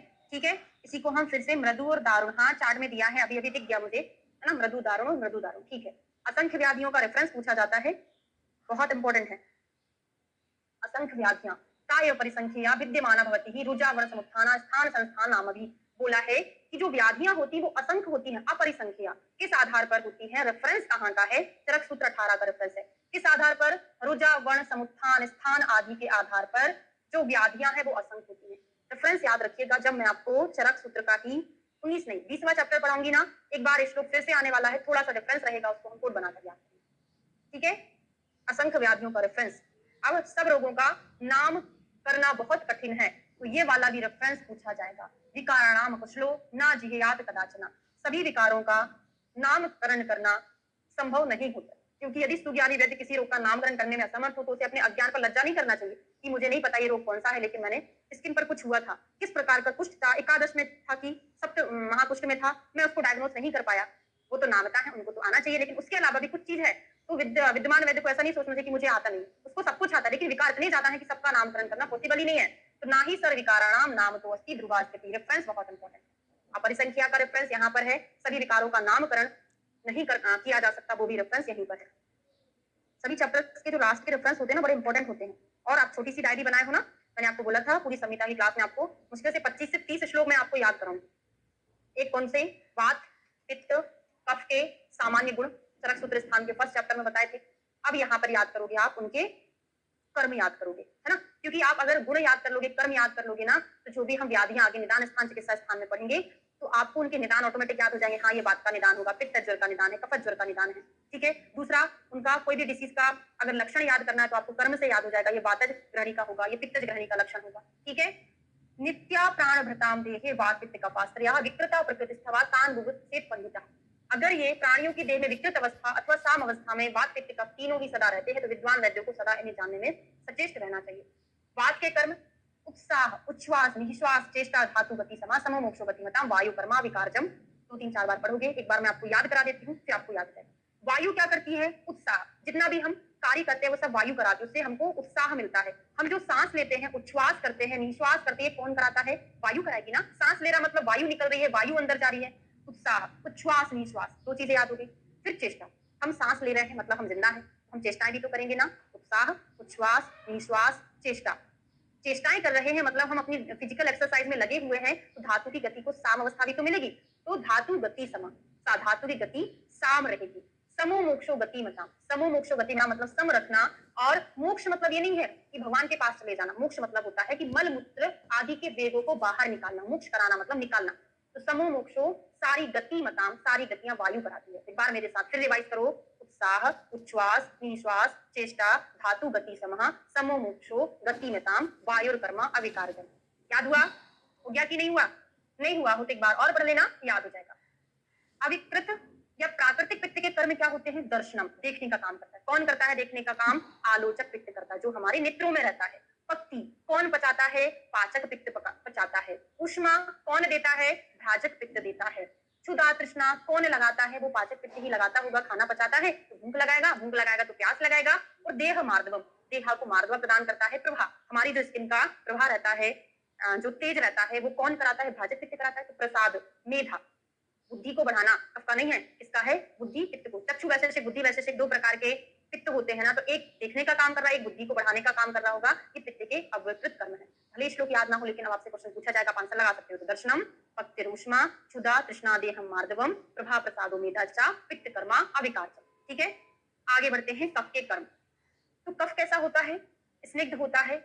और जो हमारे जो ज्वाइंट्स होते हैं वहां पर कौन सा कफ रहता है? श्लेषक कफ रहता है, जो हमारी संधियों में दृढ़ता बनाए रखता है। नहीं तो हमारी संधियां बहुत लूज हो जाती। जैसे कफ के 6 में हमको संधि शैथिल्य, हाँ, संधि शैथिल्यता मिलती है, क्योंकि संधियों को बांधने का काम, जोड़े रखने का काम कौन करता है? कफ करता है ना। तो पूरा याद रहेगा। स्नेहो बंधा स्थिरत्वम, शरीर में स्नेह बनाए रखना, संधि बंधनों को ठीक रखना, स्थिरता रखना।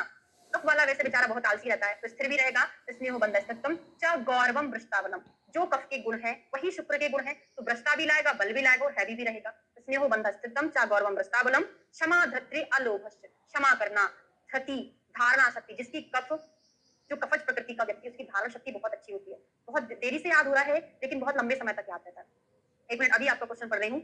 और वातज वाला कैसा रहता है? कि जल्दी याद करता, जल्दी भूल जाता। ये देर से याद करेगा, देर तक बना रहता है। और अलोभ, इसको लोभ नहीं होता। ऐसा नहीं पढ़ना कि लोभ होता, लोभ नहीं होता। श्लोक रीड करके आप हिंदी में ट्रांसलेट कर लेती हैं, मुझे श्लोक के वर्ड समझने में बहुत डिफिकल्टी होती है, इसके लिए क्या कर सकते हैं? हाँ, वही है श्लोक। अब देखो, क्लास में मैं आपको इसका संस्कृत और उसका हिंदी पढ़ाऊंगी, आपको ये बार बार ही याद करना पड़ेगा, जो क्लास में आपको नहीं समझाया जाएगा। थोड़ा बहुत मैं आपको एक्सप्लेन करके थोड़ा सा याद कराने की कोशिश करूंगी, लेकिन अपन उसको बहुत आराम आराम से नहीं पढ़ सकते ना। तो आप एक बार डायरी में लिखना, ऐसा नहीं है कि आज के आज ही याद हो। आप डेली सुबह उठ के इन श्लोक को पढ़ना। मैं आपको मुश्किल से 25 से 30, तो मैंने ज्यादा बोली, इतने श्लोक भी याद नहीं कराऊंगी। अपन तो क्लास में कुछ कुछ पॉइंट को अंडरलाइन करके याद करते हैं। श्लोक तो बहुत सिलेक्टेड है, जो बस आपको याद करना है, क्योंकि बगैर श्लोक याद किए आपको वो चीजें याद नहीं हो पाएंगी ना, इसलिए। ठीक है, तो ये कफ के कर्म याद हो गए। क्षीण दोषों के संक्षेप में लक्षण देखते हैं। तो वात पित्त कफ जब क्षीण हो जाते तो उनके लक्षण कम हो जाते हैं। अगर वो बढ़ जाते तो उनके जो लक्षण है वो बढ़ जाएंगे। दोषों के स्वाभाविक रूप से जो कार्य बताए हैं उनमें न्यूनता होना और विरोधी कार्यों की अधिकता हो, यह संक्षेप में वात पित्त कफ के क्षीण होने के लक्षण। वृद्धि में वही उनकी वृद्धि के लक्षण है। अब आता है त्रिविध बोधि संग्रह। त्रिविध बोधि संग्रह के अंतर्गत क्या क्या चीजें आती हैं? तो PAS, पास याद कर लेना, प्रकृति अधिष्ठानों समुत्थान, पास याद करोगे। त्रिविध बोध संग्रह क्वेश्चन पूछा गया है, प्रकृति अधिष्ठान और समुत्थान, ये 3 चीजें आती हैं, वो आप कहीं और जाके पढ़ते हो, है ना। प्रकृति अधिष्ठान और समुत्थान, त्रिविध बोध संग्रह। ठीक है, चलिए अगला चैप्टर शुरू करते हैं। पेज ले लीजिए और ये पेज को बुक के अंदर ही चिपका लीजिएगा, कैसे भी करके फोल्ड कर आके, लेकिन कहीं अलग मत रखना, फिर वो अलग ही रखा रह जाता है। एग्जाम के टाइम में हमको मिलता ही नहीं, बहुत ढूंढने की कोशिश करते हैं, फिर लास्ट में उस चैप्टर को छोड़ ही देते हैं। ठीक है, उस कॉपी में जितनी भी चीजें आप लिखते हैं ना, बुक में छोटा सा पेज करके चिपका लिया करो। शुरू करते हैं। पहला चीज तो 19वें नंबर का चैप्टर है अष्टोदरी अध्याय। इसमें टोटल कितने रोगों का आप, अष्टोदरी अध्याय में टोटल 48 रोगों के भेद बताए हैं। कितने? 48 रोग, है ना। कुछ कुछ पॉइंट मैं आपको लिखा देती हूँ, बुक का तो स्कैन नहीं कर पाई हूँ मैं इसका, है ना, लेकिन कुछ पॉइंट बस लिख लो, बाकी सारी चीजें तो मैं लिखाने वाली हूँ। तो टोटल रोगों की संख्या 19वां नंबर का चैप्टर है, जिसका नाम अष्टोदरी अध्याय है, जिसमें टोटल रोग कितने बताए हैं? 48 बताए हैं। इसका नाम अष्टोदरी क्यों पड़ा? क्योंकि इसने उदर रोग के सबसे पहले उदर रोग का भेद बताया हुआ है, जो कितने होते हैं? 8 प्रकार के होते हैं। तो आयुर्वेदा में वही तो चीज होता है कि जो सबसे पहले बता देते उसी के आधार पर उसका नामकरण हो जाता है। तो सबसे पहले उदर रोग के 8 भेद बताए, इस कारण से अष्ट उदरीय इसका नाम पड़ा। टोटल नंबर ऑफ रोगा कितने हैं यहाँ पे? 48 है। ठीक है, अब आगे बढ़ते चलते हैं, एक एक चीज लिखते चलो मेरे साथ में। तो पहला तो हम लिखेंगे भेद। एक भेद वाले कितने रोग? जैसे एक भेद वाले रोग टोटल कितने बताए हैं? यहाँ पे 3 बताए। कौन कौन से होते हैं एक भेद वाले 3 रोग? अब आपसे कैसा क्वेश्चन पूछा जाएगा? आचार्य चरक के अनुसार उरु स्तंभ के कितने भेद हैं? आचार्य चरक के अनुसार आयाम के कितने भेद हैं? गृद्धसी के कितने भेद हैं? तो ये सारे क्वेश्चन के आंसर ना तो चिकित्सा स्थान से लगेगा, निदान में तो बताया नहीं, तो निदान से तो लगेगा नहीं। ये सारे आंसर आपके सूत्र स्थान के 19वें चैप्टर अष्टोदरी से अटेम्प्ट किए जाते हैं। ठीक है, तो एक भेद वाले 3 रोग होते हैं। कौन कौन से होते हैं? तो उरुस्तंभ, संन्यास और अर्थत्वाभिनिवेश। उरुस्तंभ एक ही, इसका कोई भेद नहीं होता, कोई भेद नहीं होता या एक ही भेद होता है, ऐसा दोनों तरीके से बोल सकते हो। संन्यास का भी कोई भेद नहीं बताया। और अतत्वाभिनिवेश, अतत्वाभिनिवेश को हम क्या बोलते हैं? महागद बोलते हैं, महागद। ठीक है, याद हो गया? ओके, वेरी गुड, है ना? जिनको पता है बहुत अच्छा है। अगला आता है 2 भेद वाले 8 रोग होते हैं। 2 भेद वाले कितने रोग होते हैं? टोटल 8। अब मैं यहाँ पे पूरा नहीं लिख रही हूँ, ऐसा लिख रही हूँ। ठीक है, 2 भेद वाले 8 में कौन कौन का नाम आएगा? तो लिखते चलते हैं। ज्वर कौन सा होता है? एक होता है ज्वर। दूसरा लिख लो अर्श। अभी इनके कौन कौन से होते हैं वो भी याद करेंगे। ज्वर, अर्श, व्रण, आयाम, गृद्धसी। व्रण, आयाम। जल्दबाजी नहीं करना कि जल्दी से चैप्टर कंप्लीट हो, मेरा काम खत्म हो ना। मेरा काम है आपको याद कराना, तो आराम से पढ़ेंगे। वात, रक्त। अब इनमें से किसी किसी को तो याद होंगे। वात, रक्त हो गया, आमदोष और कामला।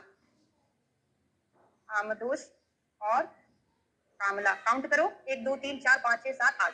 ठीक है, तो ज्वर के कौन कौन से भेद होते हैं? क्या बोले? कागज 3v2। हाँ ठीक है, आपको अगर कोड से याद करना हो, मुझे नहीं पता, है ना? ओके, तो उष्णाहार विहारजन्य या शीताभिप्रायी, उष्णाभिप्रायी, इस प्रकार से बोल सकते हैं। शीताभिप्रायी, उष्णाभिप्रायी बोल सकते हैं, या शीताहार विहारजन्य, उष्णाहार विहारजन्य। तो यहाँ पे लिख देती हूँ मैं शीताभिप्रायी और उष्णाभिप्रायी। ठीक है, याद हो गया? कभी कभी बुखार ठंडी से आता है, कभी कभी गर्मी से आता है। तो कभी ठंडे की इच्छा होती है बुखार में, कभी गर्मी की इच्छा होती है, उष्णता की इच्छा होती है। तो 2 आपको याद हो गए। फिर आम दोष के 2 भेद। एक चीज रह, अच्छा नीचे आएगा अर्श। कौन से 2 होते हैं? एक श्रावी होता है और एक होता है शुष्क अर्श। श्रावी में कौन से दोष की प्रधानता होती है? अर्श में श्रावी में जो होता है पित्त और रक्त रहता है, शुष्क में वात और कफ रहता है। पित्त, रक्त और यहाँ पर वात, कफ रहता है। ठीक है, साथ ही साथ सुश्रुत का और याद करते चलते हैं। आता है सुश्रुत का जो ज्वर है 8 प्रकार का है। कौन कौन से 8 प्रकार के सुश्रुत के ज्वर होते हैं पता है आपको? वातज, पित्तज, कफज, द्वंद्वज। 3, और द्वंद्वज कितने होते हैं? 3 होते हैं। 3 और 3 6, सन्निपातज, और एक होता है आगंतुज। जो आचार्य चरक के कारण है ना, वो सुश्रुत और बाघभट्ट के क्या है? ज्वर है। ये सुश्रुत और बाघभट्ट दोनों ने बोला ज्वर के प्रकार। आपको याद हो रहा है कि नहीं हो रहा? अभी थोड़ा सा याद होगा, लेकिन जब आप पर्टिकुलर चैप्टर पढ़ेंगे ना, तो आराम से आपको सारी चीजें याद हो जाएंगी। ठीक है, अब अर्श के बारे में बात करें तो आचार्य सुश्रुत के जो अर्श हैं वो कितने हैं? 6 हैं। कौन कौन से होते हैं सुश्रुत के अर्श जो 6 हैं? वो लिख लो। वातज, पित्तज, कफज, सन्निपातज, रक्तज और सहज। वातज, पित्तज, कफज, सन्निपातज, रक्तज और सहज। अभी आपको बर्डन लग रहा होगा कि इतना सारा मैडम लिखा रही है, लेकिन जब आप रिवीजन करोगे ना, आपको बहुत आराम मिलेगा कि मैंने चरक का भी पढ़ लिया, साथ में मेरा सुश्रुत का भी हो गया, है ना? रिवीजन साथ में होता रहेगा। फिर आते हैं व्रण। तो व्रण कितने प्रकार का होते हैं? 2, निज और आगंतुज व्रण होता है। तो निज और आगंतुज व्रण होते हैं। ठीक है, सुश्रुत में भी ऐसा ही बोला है, व्रण निज, शारीरा और आगंतुका। सुश्रुत का शारीर आगंतुज करके बोला है, शारीर आगंतुज। यहाँ पे चरक का निज है, बस इसकी जगह उन्होंने शारीर टर्म दे दिया है। ठीक है, मतलब वही है। आयाम देखते हैं। आयाम जो है 2 होते, बहिरायाम और अंतरायाम। बहिरायाम और अंतरायाम, आराम से याद हो रहा है। गृद्धसी जो है वातज और वात कफज 2 प्रकार। इसका क्वेश्चन बहुत पूछा गया है, वातज और वात कफज। वातरक्त जो है 2 होते हैं, एक गंभीर होता है, गंभीर, और एक होता है उत्तान। उत्तान गंभीर 2 प्रकार का होता है। आम दोष इनके 2 हैं। कौन कौन से? एक अलसक होता है और एक विसूचिका होता है। अलसक और विसूचिका। सुश्रुत के 3 होते हैं। कौन सा? प्लस 2 तो चरक के हो जाएंगे, और एक विलंबिका एक्स्ट्रा ऐड हो जाता है, विलंबिका। हाँ, सुश्रुत का, विलंबी का और ऐड होता है, तो सुश्रुत के कितने हो जाएंगे? 3 हो जाएंगे। ठीक है, कामला देखते हैं। तो कामला 2 है, कोष्ठाश्रयी और शाखाश्रयी। 2 प्रकार का है, कोष्ठाश्रयी और शाखाश्रयी। आज का टॉपिक बहुत इंपॉर्टेंट है, क्योंकि सिंपली यही क्वेश्चन पूछ लिए जाते हैं कि किसके भेद कौन कौन से हैं, कितने भेद होते हैं। ठीक है, एक बार अच्छे से रिवाइज कर लो, एक बार रिवाइज कर लो, उसके बाद हम 3 भेद वाले पढ़ेंगे और फिर क्लास को खत्म करेंगे, है ना। 3 भेद वाले 3 रोग हैं, लिख लो। 3 भेद वाले 3 रोग हैं। कैसे? किशोर याद हो जाएगा आपको, किशोर। की फॉर क्लास, शो फॉर शोथ, रा फॉर रक्त पित्त। ठीक है, किशोर से याद करेंगे, क्लास, शोथ और रक्त पित्त। इन सबके 3-3 भेद होते हैं। तो शोथ के 3 कौन कौन से हैं? अभी अभी पढ़ के आए हैं, वात, पित्त, कफ होते हैं। आचार्य सुश्रुत के शोथ कितने होते हैं? 6 होते हैं। कौन कौन से होते हैं वो लिख लो। वातज, पित्तज, कफज, सन्निपातज, रक्तज और आगंतुज, ये सुश्रुत के होते हैं। क्लियर है? क्लास के आरटीएस याद करना, क्लास का आरटीएस याद कर लो। चरक का ओनली बता रही हूँ, अभी सुश्रुत का नहीं लिखा मेरे पास। रक्त, ताम्र, श्वेत। आर फॉर रक्तवर्णी, रक्तवर्ण। टी फॉर ताम्रवर्ण। एस फॉर श्वेत वर्ण, रक्त, ताम्र, श्वेत वर्ण। रक्तपित्त 3 प्रकार का होता है, यही से क्वेश्चन अटेम्प्ट होता है। आप उसी में लगे रहते हो, मैडम ऊर्ध्व रक्तपित्त होता है, अधो रक्तपित्त होता है, उभय वाला तो किसी ने बोला नहीं, है ना। तो ये क्वेश्चन का आंसर भले निदान में कुछ दिया है, चिकित्सा में कुछ दिया है, आंसर तो यही से लगता है। कौन सा? एक ऊर्ध्व रक्तपित्त होता है, एक अधो रक्तपित्त होता है, और एक कौन सा होता है? उभय मार्गज रक्तपित्त होता है, उभय मार्गज। ठीक है, इतनी चीजें आपको याद हो गई हैं। एक भेद वाले 3 हैं, 2 भेद वाले 8 हैं, 3 भेद वाले 3 कर लिए हैं, है ना। बाकी 4 भेद वाले बहुत सारे हैं, 10, 5 भेद वाले 12 हैं, 6, 7, 8, 20 वाले तो आपको आराम से याद हो जाएंगे। बस आपको 4 और 5 वाले में थोड़ा सा कठिनाई होगी। ठीक है, चलिए, है ना। आप कल कंटिन्यू करेंगे, बस पढ़ते रहिएगा, आराम से याद होगा ना। जितना बार बार आप पढ़ोगे, फ्रिक्वेंसी आपकी पढ़ने की जितनी ज्यादा होगी, आपको चीजें उतने अच्छे से याद होगी। ठीक है, ओके। रक्तपित्त के मार्ग ऊर्धक वेद से 3 ही लगते हैं। त्रिविध ऊर्धक निदान स्थान में पढ़ाऊंगी। त्रिविध ऊर्धक आता है, ऊर्ध, अधो और त्रियक, मतलब उभय मार्गज, है ना। वो 3 आंसर लगता है उसका भी। त्रिविध, ठीक है, क्योंकि रोम कूपों से भी हो जाता है ना, आंतरिक गति जिसको बोलते हैं, वो 3 ही भेद होते हैं उसके।